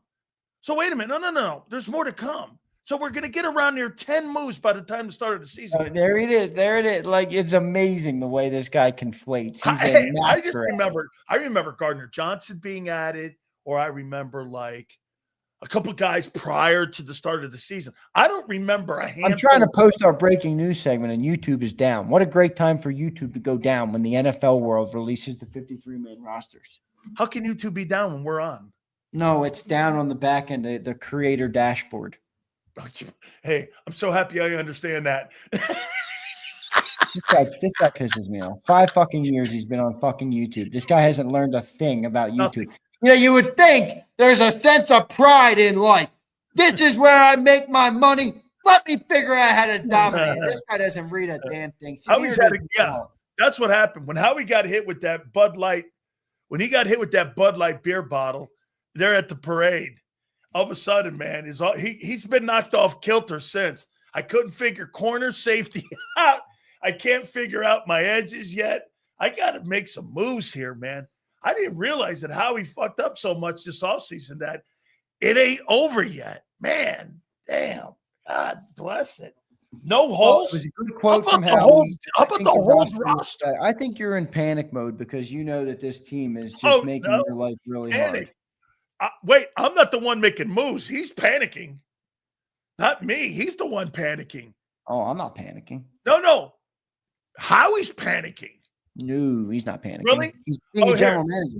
Yeah, he's being a how many general managers sit on their hands, don't do shit because talk show guys like Dan Sileo bash them into the turf, and then their team gets bounced in round one. Or in the Cowboys' case, they don't win or they don't go anywhere for 30 years. Or in the Commanders' case, they don't win a playoff game for 20 years. I mean, come on. I've been told that this was a packed roster. Why are you making so many moves? The way Howie does business. Why are you making so many moves 9 days out from the start of the season? Because you won a Super Bowl and more people poach players off your roster than normal. Oh, okay. Because you've drafted so successfully in the last 5 years. You're in a roster crunch. 26 and 27. You're not really isolated on this year. Okay. Hey, you got a lot of work to do, he said. So we're ready to rock. I'm ready to go here, man. This team is looking fucking real good. Get this. It's looking good where? Like a corner. This team is looking exceptionally good. Sit there and say that corner position or the safety position or your edge room looks decent. This team looks phenomenal. Okay. Yeah, man, I love priority. Angelo was oh my God. Hey, priority number one for Lord Roseman will be what? Trayvon Walker, baby. No. Stay in the world with me here. Give me Trayvon Walker. Stay in the world with me here. Trayvon Walker. So where's he getting these edge rushers from? I don't know. Evidently the trash pile, unless he goes Trayvon Walker. That's why I recommend going Trayvon Walker over Arnold Ebiketie. Although Ebiketie's an interesting name because they did draft 2 edge rushers there, Jalen Walker and James Pierce. You have any interest in Asante Samuel Jr.? Did you see the report that came out on him today? No, I don't. No, I didn't. Yeah, he had that neck surgery. So he's waiting for a CAT scan in October to confirm everything's okay, and then he's trying to sign with the team for the second half of the year. Forget it. No interest. Yeah. No interest. Exactly what I said. Yeah. No. How about Justin Simmons? I saw he was. Oh no, that's the safety. I'm confusing him with the other Simmons. Yeah, I mean, I haven't been moved on him. Also, when Howie says we're not done yet, it could mean anything. It could mean anything right now, right? Well, yeah, it could absolutely mean everything. But he also said, let's see how we look in September. Remember, this team sucked ass in September last year. They were terrible. 2-2, looked ugly, barely beat the Falcons, barely won the one game, 7 turnovers in the first 4 games. Defense was Swiss cheese, was the Limburg cheese early, as Sileo called it, and he tried to call it that for the remainder of the year, and they were the best defense in football. How about this? Takes a bit to find your roster, to find your team, to find your players, to find your identity. Do you believe that he'll make more moves on the trading deadline or this week? This week. Because although maybe in the season makes more sense. Don't you think he wants to see what it looks like?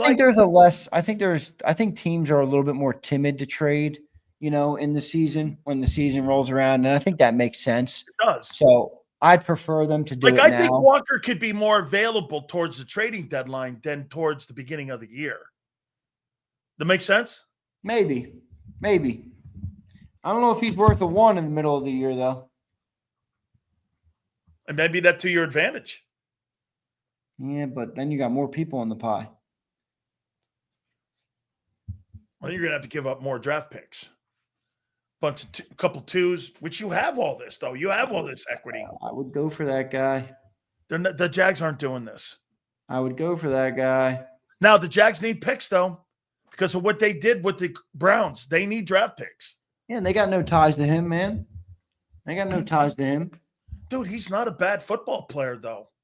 He's a good football player. That's why I want him. You know, he is, and that's why. Yeah, but you know how it is, man. When new regimes come in, and they want their own regime, and they have an idea, a way, a philosophy, a vision for how it should look, and you know, not everybody's going to fit into that vision. So it wouldn't surprise me if they feel like they have. I mean, think about this. Think about it from this perspective. How many players on their roster could they get a 1 for right now?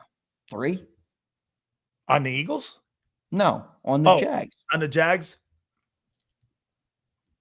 I don't think you can get for the running back a 1. No. I don't think you could get for Walker. You could probably get Josh Allen a 1. And I'm not talking about quarterback, and I'm not talking about a linebacker down there I like. I don't think you can get a 1 that for guy's him. not worth a 1. No. That wide receiver, that Thomas kid, they could get a 1 for. Bro, that kid was a Pro Bowler a year ago in his rookie year. All right, maybe. Okay. Probably get you're right. There's probably That's 4 what I'm saying. So you got one player that we're not in love with that we have to pay huge money to, or that we didn't draft him, and he's one of the 2 that we can get a 1 for. Think about it from that perspective. Appreciate that. Thank you very much, Anthony. Thank you, Hutch. Appreciate all of our members, man. That's really dope. What do you think it is here? Now, look, that's a kid from Georgia Tech, if I'm not mistaken. Keon White, don't let silly J-Mac say some BS like he's too big. Pause. BG was 280 at edge. Sills, what does your boy think? 280 at edge? Wow. That's a big Vic, boy. but see, that doesn't fit the mold. Vic wants guys dropping. That for 280 at edge. I mean, what's his name's 270. Yeah, but that's Myles Garrett. Well, Myles Garrett. That's not who I'm talking about. I'm talking about Trayvon Walker.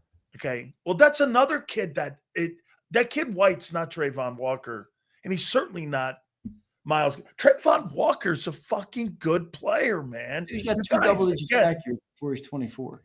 Kid's really good. Dude, I'm with you, man. I don't know why the Jags would. All right, let me go. I got to get ready for. I'm probably going to go live if YouTube ever starts working again. I got to post our segment, and it won't fucking post. It's hey, how about this?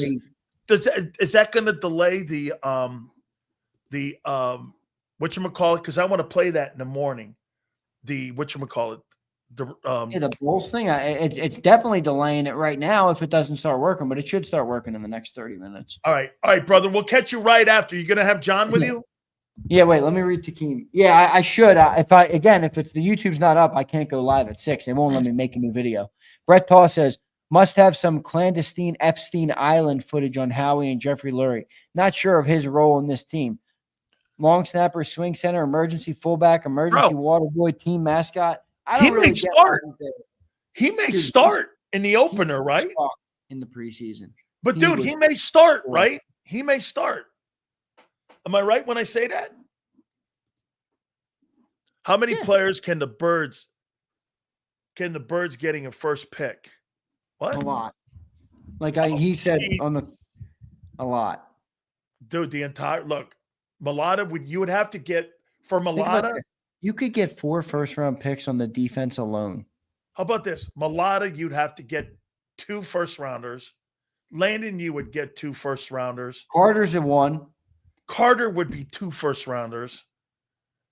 Bond would be a first-rounder. Q would be a first-rounder. Cooper would be a first-rounder and something else.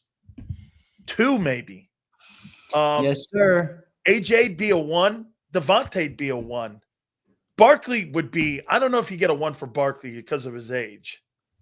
You think you get a 1 for Barkley? Probably wouldn't get a 1 from Barkley. Actually, I don't know. I mean, I don't know if you for a 28-year-old running back with injury history. I don't know. Didn't the Steelers get a 1 for Le'Veon Bell? 1 and a bunch of 3s for the guy, and he's nowhere near that dude. No, that's what I mean. You could probably get a 1 for Bark. And I think you'd get a Wawa pizza for Ringo. How you doing? I'll catch you later after. I'll catch Wawa you. pizza might be too high quality, and that's not high quality. Yeah, that's not high quality. I'll catch you after the program, bro. Later, dog. You got it. That is Andrew Krause. I got to pay some bills here. Guys, do me a favor. Make sure you check out our great friends at Morgan & Morgan, the number one injury law firm in the planet. Simple as that. And you know why? Because they win. That's right. Thousands of attorneys from coast to coast defending you and your family, not being taken advantage of. I told you why they started the company, folks. They started the company years ago because of one thing. That's because John's brother was permanently paralyzed. And John said, this is going to be a crusade that I'm going to be on to make sure families don't get taken advantage of. That's why Morgan & Morgan exists. Go to forthepeople.com/big sales or pound law 529. That's forthepeople.com/big sales or pound law 529. And do me a favor. You tell them Big Sale sent you. This is Eric. When he got injured in a car accident, he called Morgan & Morgan. He not only gets a lawyer, he gets trial lawyers like Sam and Jessica who are in it to win it. He gets his own investigators with briefcases, leather ones. And if you ever have questions, our customer service folks keep things rolling. Injured? We're your army. Morgan & Morgan, America's largest injury law firm.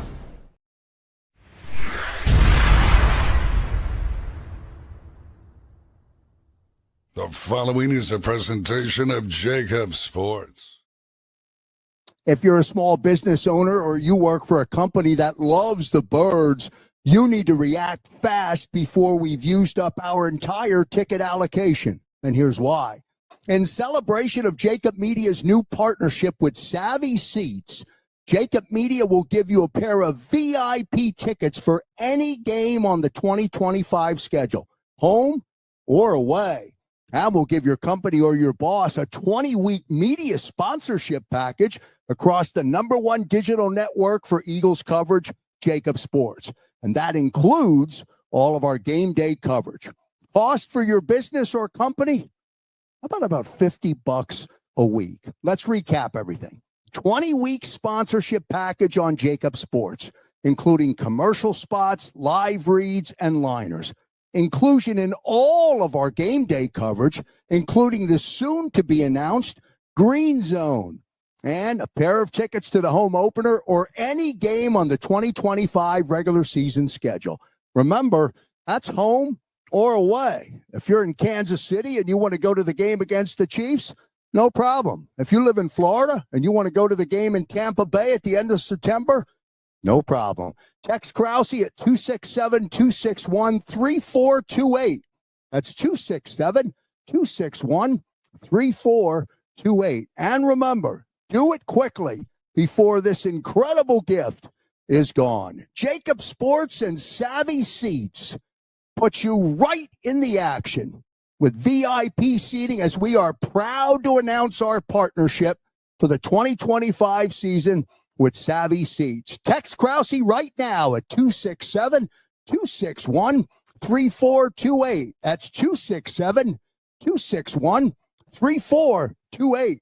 And pick your game today. If you own a company and you're not producing a podcast, you're missing out. The public consumes messaging when they're ready. Join the professional podcast network of companies and let JAKIB Media Partners put you in the podcast arena. Come to our professional studio or we'll come to your place of business and professionally produce your company podcast. Call JAKIB Media right now at 267-261-3428. 267-261-3428.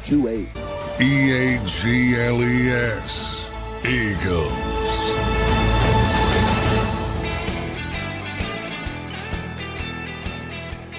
Hit the like button, Big Sills, and we're going to go around the NFL a little bit here. Here on Cut Day, Howie says, I'm not done yet. All right. What does that mean? A move, B move, C move. So far this offseason, they've made C moves. They've not made any significant moves externally outside of the draft. And you still don't know what that means. Okay? You don't know. You're assuming that these players are going to step up for you. So you don't know. Now, exactly, Yale, what does that mean? He's not done. Is it going to be a high-level move? Is it not going to be? I don't know. No idea, okay? See, I'm more to believe this. This is dumpster diving stuff. Now, if he's talking about it and he's talking about making a move, he's not going to, I think he makes a B move. I think he's done too much dumpster diving. Sills, does it look like we should have went Starks instead of Campbell? Not that our linebacker is so stout. Your linebacker room is so stout. That's hindsight, but I would rather have had Malachi Starks than Jahad Campbell. Absolutely, I'd rather have it. I think he's going to be a superstar ball player. I do. I had him as a better ball player than him. And by the way, I think both are great players. I don't think Campbell's not going to not be a great player, but I'll take Malachi Starks. Okay, so like I said, funny you should say, Leon, about Parsons. I'm gonna. Is Texas guy in here? Texas aren't going to help the Eagles out this early in the season. Our teams aren't, excuse me. I don't know. Look, if I had to make a move to help my football team, I'm not going to do that because it's the Eagles. If the Eagles want to send me some draft picks and a good player, I'm not going to not do business with them for that. That's not going to be that. It depends on what dumpster you dive in. Ruth Chris, comic book dumpsters, different. Okay, fair enough. If you dump into the Eagle, yes, you're right. If you're picking up the scraps from the Eagles, it's probably better scraps than the Jets would have. That's right. That's right. I agree with you. I got to say this about the Cowboys. And this time I'm going to defend the Cowboys. And most notably, I'm going to defend Micah Parsons. Okay? How unfair is it of Jerry Jones to grab a player and to start negotiating a contract with a player and take advantage of his lack of skill on being a contract negotiator and trying to get the player to sign a contract without professional help? Isn't that the same as doing this? Well, Jerry, why don't you line up and try and see if you can defend me as me being an edge rusher and you being an old lineman like you were at Arkansas, and you could block me. That would be crazy, right? Jerry couldn't block him. Jerry couldn't slow him down. Why in the world would you want to take advantage of Michael Parsons? You're taking advantage of him not being smart. You're making the player look bad. There's another side of this. And unfortunately, Jerry's trying to take advantage. Jerry Jones cuts contracts every single day. He makes contracts. This is what he does. And to sit there and take advantage of a player or anybody who is a non-professional contract person I think it's really disingenuous. I agree, Yale. It's bad business. So you want to get the player to get a deal without any kind of professional help to look at the contract. You're taking advantage of them. I mean, I don't like the way he's handled it either. But you can't go to a person and go, hey, listen, I got a contract here. You don't need your agent. Already, I think it's fishy. And Michael Parsons is looking at it going, he sees $200,000 or $200 million. He goes, yeah, man, how do I know all this is good? I'm not a contract guy. I'm a football player. There's a reason why you hire professional people. You know what it is? You hire people with stuff you don't know or have an understanding of. It's the reason we have coaches, the reason we have teachers. It's the reason we have, lawyers in our lives. If you don't know what's in it, why would I sign it? Hey, fuck it. Don't worry. I got your back. Well, wait a minute. You're a billionaire for a reason here. So there's a part of me that's defending Micah Parsons on this. He's right. Bro, I'm not signing a contract without legal help. We're talking $250 million. What if I sign the wrong thing and all of a sudden that becomes a voided contract because I didn't have professional help because you talked me into it? That's bad business. I mean, you could talk me out of millions of dollars. I didn't know that. Jags don't have a first pick. No, they don't have a first pick next year. But remember, Pump, if you're the Jags, I'm not sending a top flight player to the Eagles, where I think that player might be down there and the Eagles might be picking at 30. This is the number 1 overall pick. I'm looking for teams that give me some value. I'm looking for a high end. Get this. So the Jags don't have a number 1. And if they win 5 games this year, they're picking what? 30th? Because they traded a really good player away. You guys just get through saying nobody at 30 is going to be as good as Walker. Get this. The Jags are going to need more help than the 30th pick in the draft next year. So if I'm the Jaguars, I want more than a 1. I want a 1 and a 2. Maybe a 3. 1, 3, and a 5. 1, 2, and a 5 for you to get that pick. Because the chances of you picking down at the bottom of the draft are high. Now, if another team comes to you and wants to get Walker, like here, if that's me, I'm Detroit. Detroit's got money. Brad Holmes is I like him. He's got the makings of a great GM. I would call Jacksonville, put him on the other side of Aiden Hutchinson. This is not a typical Howie August. Making all these moves prior to the start of the season? Wait a minute, Cam. You told me you had a stacked roster. How do you have a stacked roster when you're making all these moves? You don't have a stacked roster. You have what I said a couple days ago. You have really good 25-man roster. And boy, I really hate that comment. Well, doesn't teams all over the league? Teams are not the Eagles. Losing Milton Williams and Josh Sweat is not like losing a shitty player off the Carolina Panthers. They're not the same. That's not equal. Okay? She was the kid in Miami would be, he's a hurricane. As a matter of fact, I believe he follows me on Twitter. You're talking Phillips, right?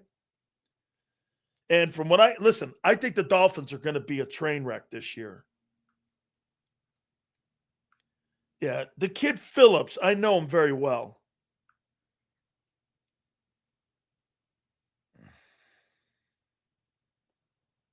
Yeah, we follow each other on Twitter.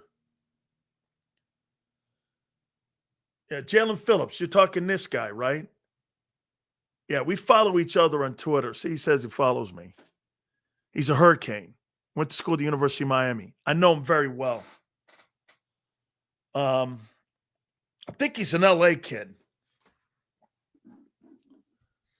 He's a good football player. He's been banged up a little bit there. We can't replace 20 tackles for Milton.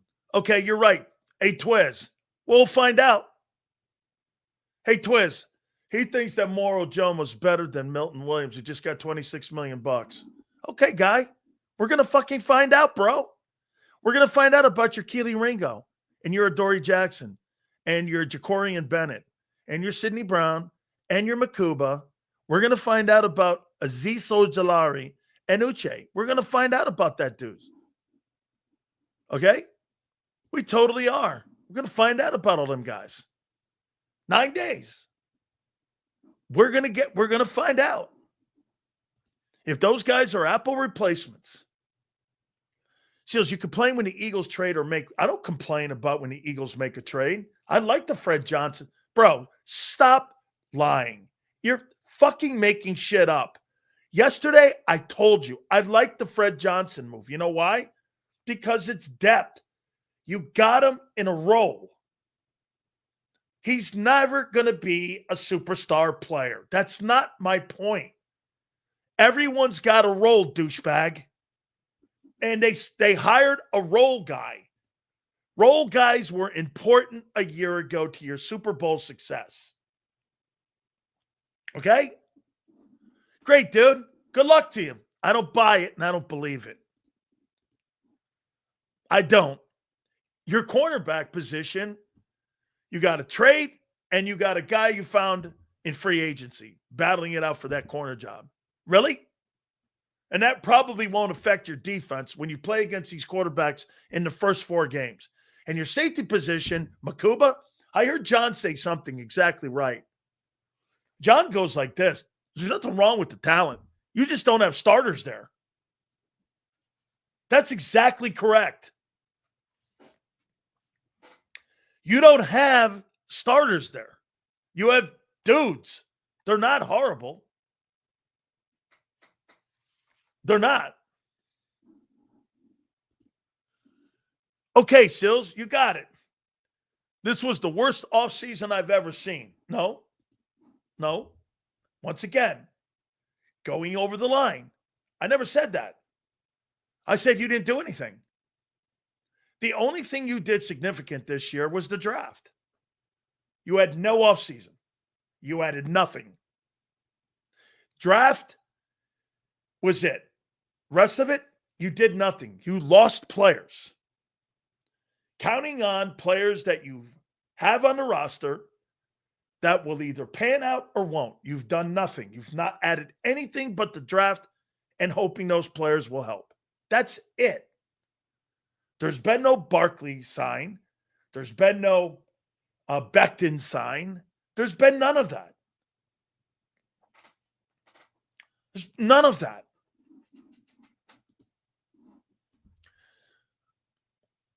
I'll give you a real name. How about Bradley Chubb? That's a Vic guy. He knows he could play the position and not a big learning curve for a vet. Boy, he makes a shitload of money, man, doesn't he? Hey, Pump, doesn't Bradley Chubb make a shitload of dough? Remember something. You start adding and talking about names like that. Bradley Chubb, that's a lot of dough, bro. Remember, A moves are big money moves and big draft equity moves. The B moves are kind of equity draft moves.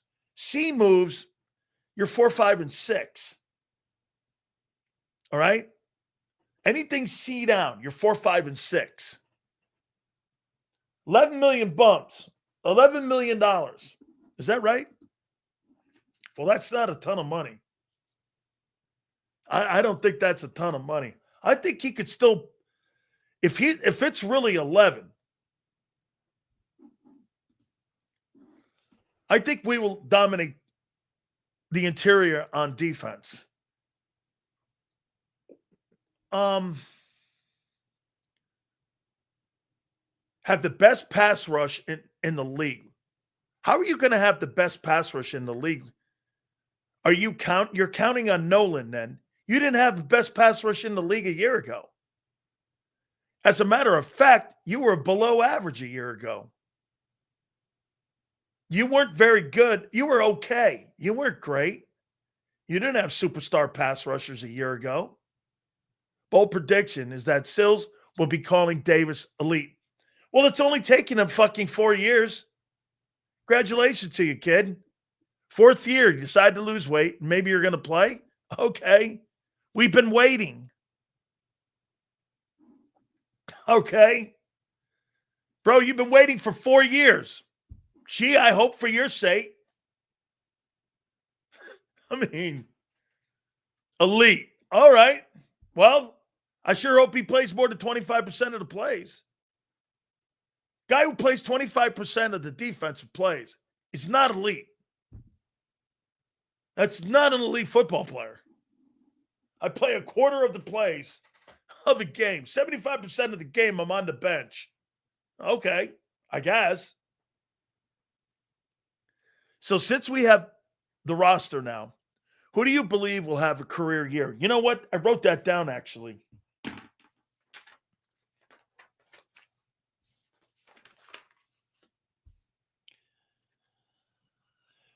I think the guy who's going to have a year this year that I think is going to be somebody that's going to be a staple going forward for the Eagles,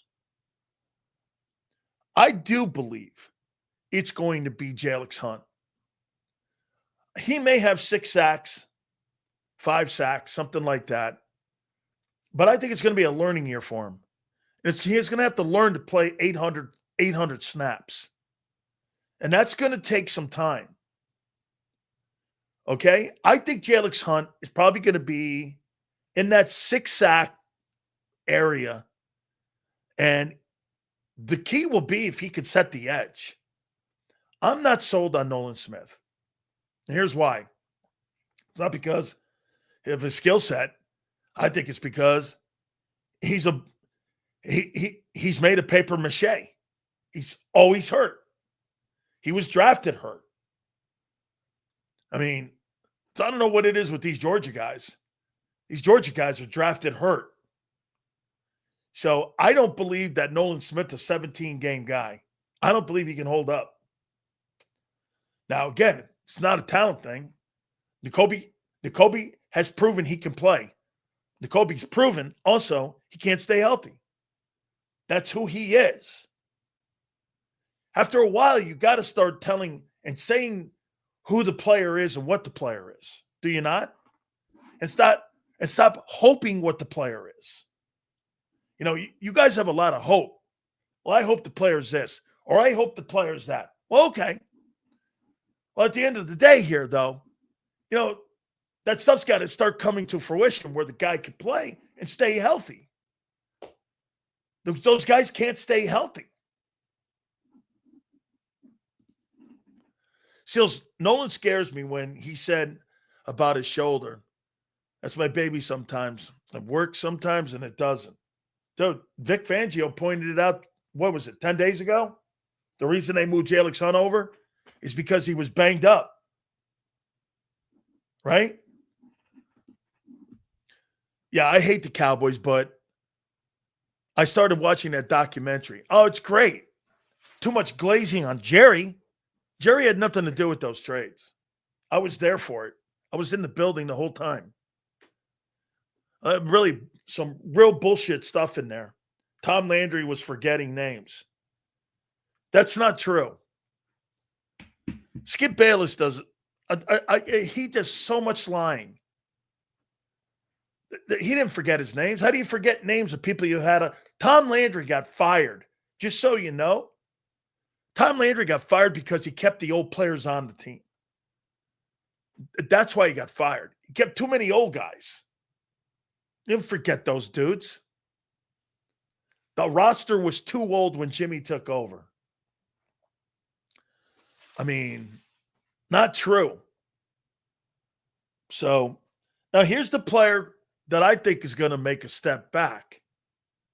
Who do you think I would think is going to make a step backwards this year?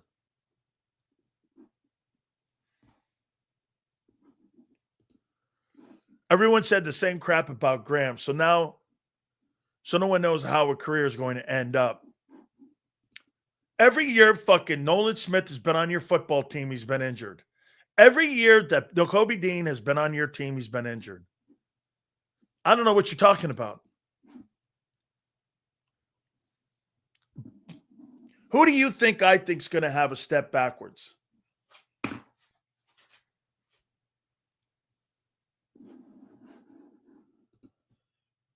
Yes. It's not because he's not good. Because teams will be targeting him. When you play against, like, when I play against the Eagles coming up, if I'm Dallas, here's the players I'm circling. Cooper, Q, Bond and Carter. The rest of those guys do not worry me. They do not. I've got to account for those players. The rest of those other dudes, Bakuba, whoever plays corner, Campbell is young. I don't know what he knows, and I don't know when he gets into a real game. He hasn't been in a real game yet to save his life, except for preseason games. The edge rushers, I have no idea, nor do I care, really. I like the kid Hunt. I think the kid Hunt might have something. But those players are the players you look at. I think Bond's going to be targeted. A lot to be asked from him. There's going to be a ton. And I'll tell you this. If there's any kind of injury in the defensive tackle position in front of him, his season will implode. Those guys played so good last year because why? They were in nickel most of the time. And they played well. They were multiple shade fronts, did a lot of great movement. You don't have the depth level up there at defensive tackle. So if Carter goes down, Gabe Hall comes in. Jesus criminy. A year ago, Thomas Booker came in. Gabe Hall is your guy? Really? Well, that's not an upgrade. Your backups have not been upgraded. Your backups a year ago. Now look, I'll give you this. I didn't know Isaiah Rodgers was going to play as well. Now get this. Brian Young's not better than Thomas Booker. So already there, again, you're downgrading almost everywhere. Yale, starters and backups at positions you couldn't fill. Sills, I noticed a lot of D-line shifting happens last second when the ball snapped. Does this imply improvement? Yes, because for you to move around post-snap, totally, that means you've been in a system long. That means you understand what they're asking. Clint Hurt, Vic, Bobby King, all them guys moving around like that, yes. It's continuity. Okay? Yes. Yeah, from what I understand, Booker's going to start. So hopefully Bennett starts. Because if Bennett doesn't start, you traded for a backup? You traded a guy who was your depth piece to the Raiders who's now starting. Another guy who you traded away is now a starter somewhere else in the NFL. Isaiah Rodgers starting. Burks is starting. Becton starting. Sweat starting. Milton starting. And now potentially Thomas Booker starting. All those guys are starting places. Those guys were your depth and your number one defense. No, he was never going to play in Philly. He was never. He was going to be a depth piece here. Slay also starting, correct. That's right, I forgot him. And CJ. That's the problem this season. The depth pieces last season have to move. That's right. Have to move up to the replacements of being starters. And that leaves the depth exposed. That's correct. Get this. This guy says that Slay's washed.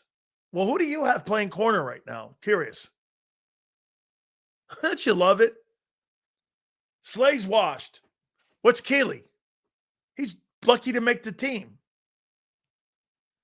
And the two dudes you have battling it are a guy you found in a trash pail and the next guy you made a deal with in Oakland. Okay.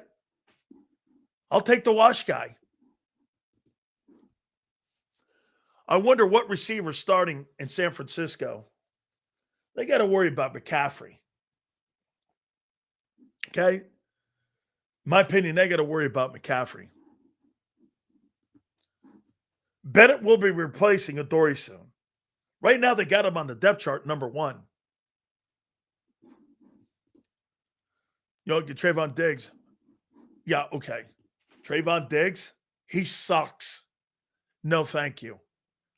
Dude, I'd rather have Keely Ringo. Trayvon Diggs. No thanks. Guy who jumps out of schemes all the time, gambles too much. I have no interest in that. I don't actually like that player at all. I just don't think he plays good integrity defense. He's a guy you constantly have to bitch at all the time on staying in the scheme of the defense. He is so not for me.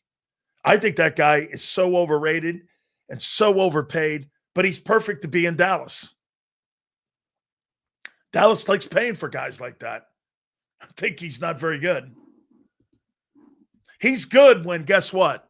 He's not playing team defense. I trust the front office knows what we have. Well, obviously, her trusting what they have, that's why they're making all these moves and are saying now that, guess what? We got to go make more moves. Yes, I believe they know what they have.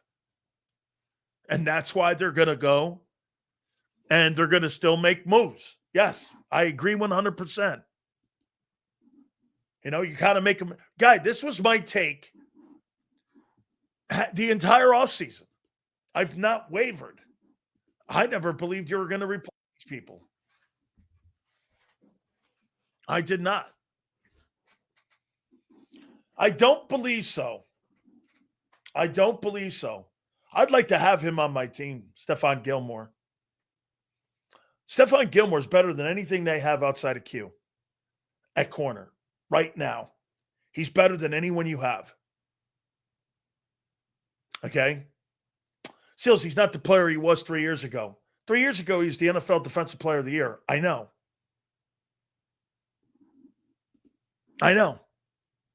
Remember that. That guy was the Defensive Player of the Year in the National Football League. Like 3-4 years ago. Is he the same player? Probably not. Still, Player of the Year, Keely Ringo, Adoree Jackson. I'll take Stephon Gilmore. Seals did say this since day one. Too bad my dumb ass gave out. No, wait a minute, Crowley. You should give him the benefit. You should. Now, I'm going to back up here and defend you a little bit. It's August 26th. Okay? I am. It's hard not to. You've got a 4-year run of success. Okay? I don't believe all of these moves are going to pan out. But I don't believe none of them are. Here, let's look at this. 23 was horrible.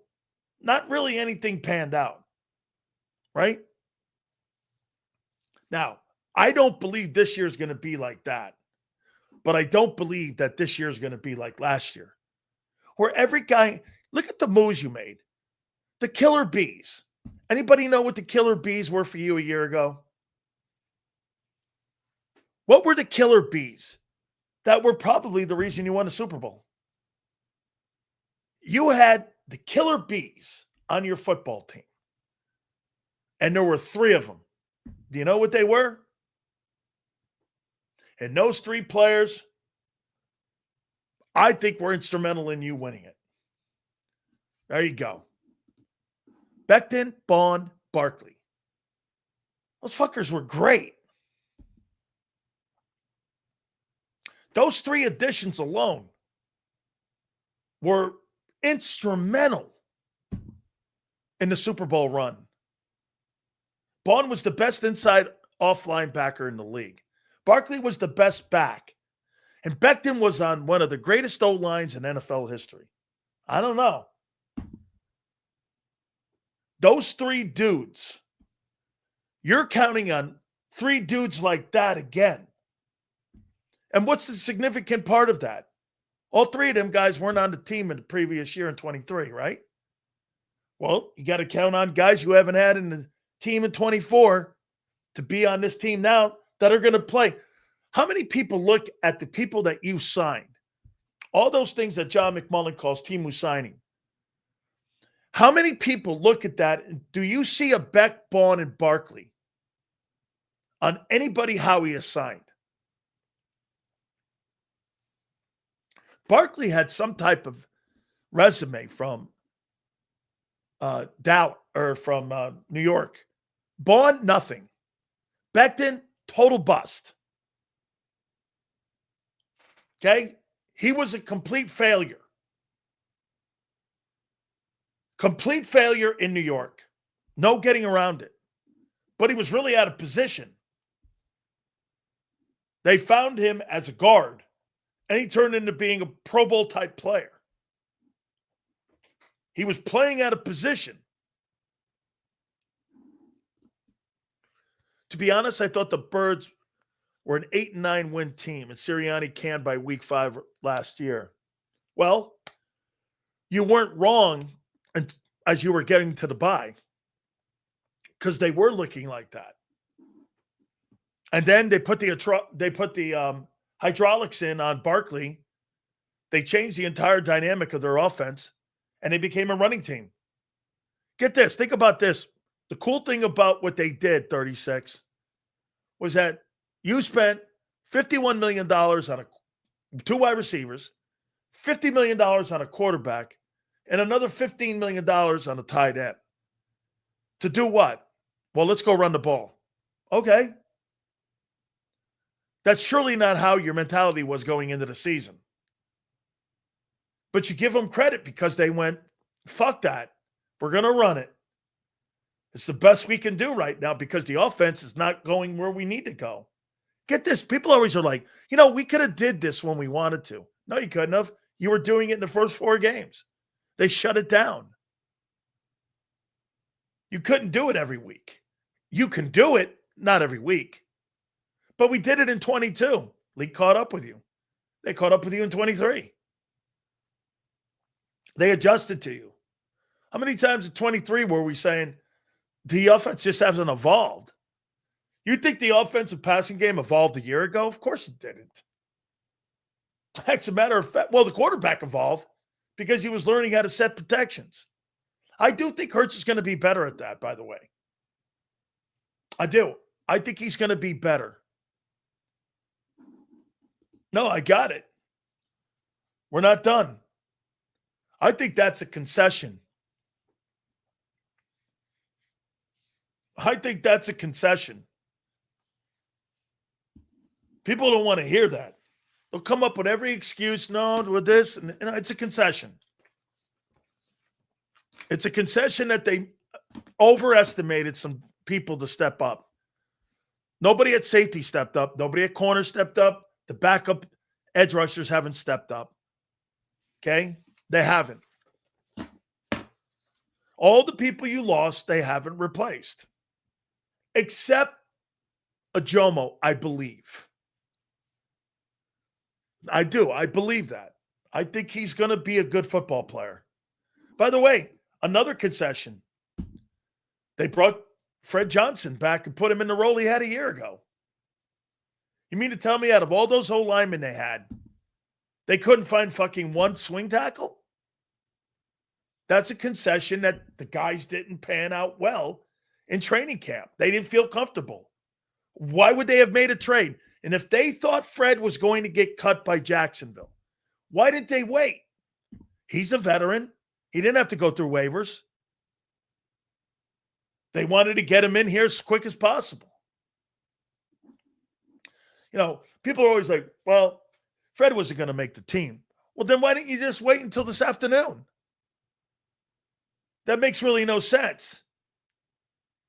Gave up 2 draft picks for a guy who left as a free agent. Then you brought him back. You think you won that? So you let Fred walk out, free agent, right? And by the way, once again, I don't think he's somebody special. I think he's somebody valued in Philly. obviously, they traded for him. He can't get claimed, dude. He's a veteran. He's a 7-year guy. You clear waivers. All right. Don't forget my great friends at Morgan & Morgan, folks. Don't forget Xander's going to be on right after, too, giving you a recap. Over $30 billion recovered. And it makes them the number one injury law firm in all the world. Why is that? Because they win. That's right. They win. Simple as that. All the cases from coast to coast. Here's another beautiful thing. They don't get paid unless you win. It's just they take your case. They value your case. And they go and they try to win you this case. That's what Morgan & Morgan does. This is the easiest decision you'll ever make in your life, defending your family with Morgan & Morgan. Go to forthepeople.com/big cells or pound law 529. That's forthepeople.com/big cells or pound law 529. And do me a favor. You tell them Big Sil sent you. This is Eric. When he got injured in a car accident, he called Morgan & Morgan. He not only gets a lawyer, he gets trial lawyers like Sam and Jessica who are in it to win it. He gets his own investigators with briefcases, leather ones. And if you ever have questions, our customer service folks keep things rolling. Injured? We're your army. Morgan & Morgan, America's largest injury law firm.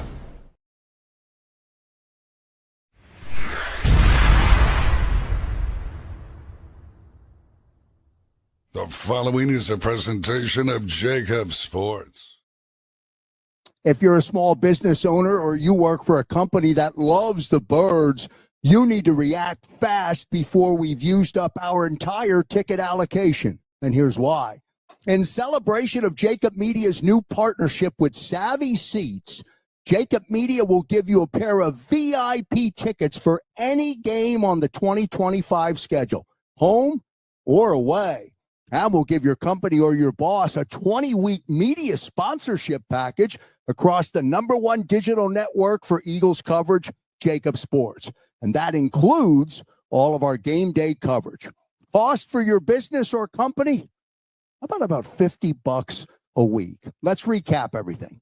20-week sponsorship package on JAKIB Sports, including commercial spots, live reads, and liners. Inclusion in all of our game day coverage, including the soon-to-be-announced Green Zone, and a pair of tickets to the home opener or any game on the 2025 regular season schedule. Remember, that's home or away. If you're in Kansas City and you want to go to the game against the Chiefs, no problem. If you live in Florida and you want to go to the game in Tampa Bay at the end of September, no problem. Text Krause at 267-261-3428. That's 267-261-3428. And remember, do it quickly before this incredible gift is gone. JAKIB Sports and Savvy Seats put you right in the action with VIP seating as we are proud to announce our partnership for the 2025 season with Savvy Seats. Text Krause right now at 267-261-3428. That's 267-261-3428. And pick your game today.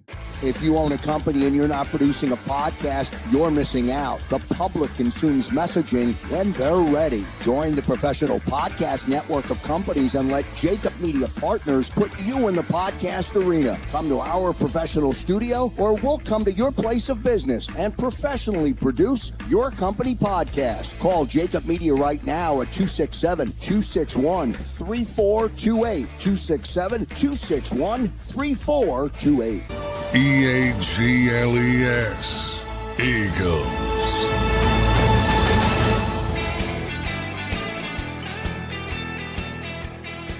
I think we'll try to hit on Battle Royale tomorrow. I think that's where we are. I think it's Battle Royale tomorrow on the program.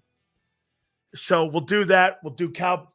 God forbid. I doubt Mark Holmes is going to say yes. How could he? Holy cow.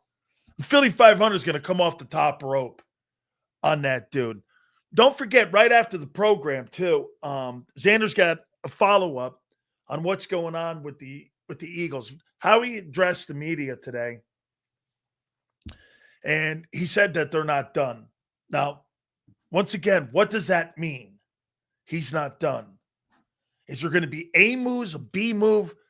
Is there going to be a plethora of moves? You know, again, Xander's right about this. Hey, listen, you know, I don't want him making moves come trade deadline or after the season and going, well, shit, we should have did this. Nobody wants to hear that. I put a topic out there to you guys the entire offseason, and you fought me on it.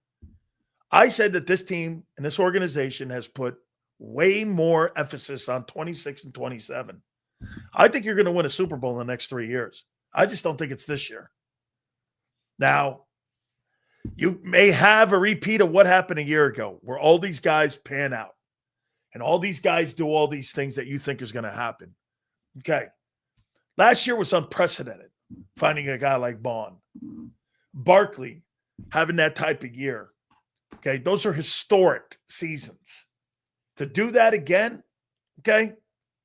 I mean, history rarely repeats itself in the NFL.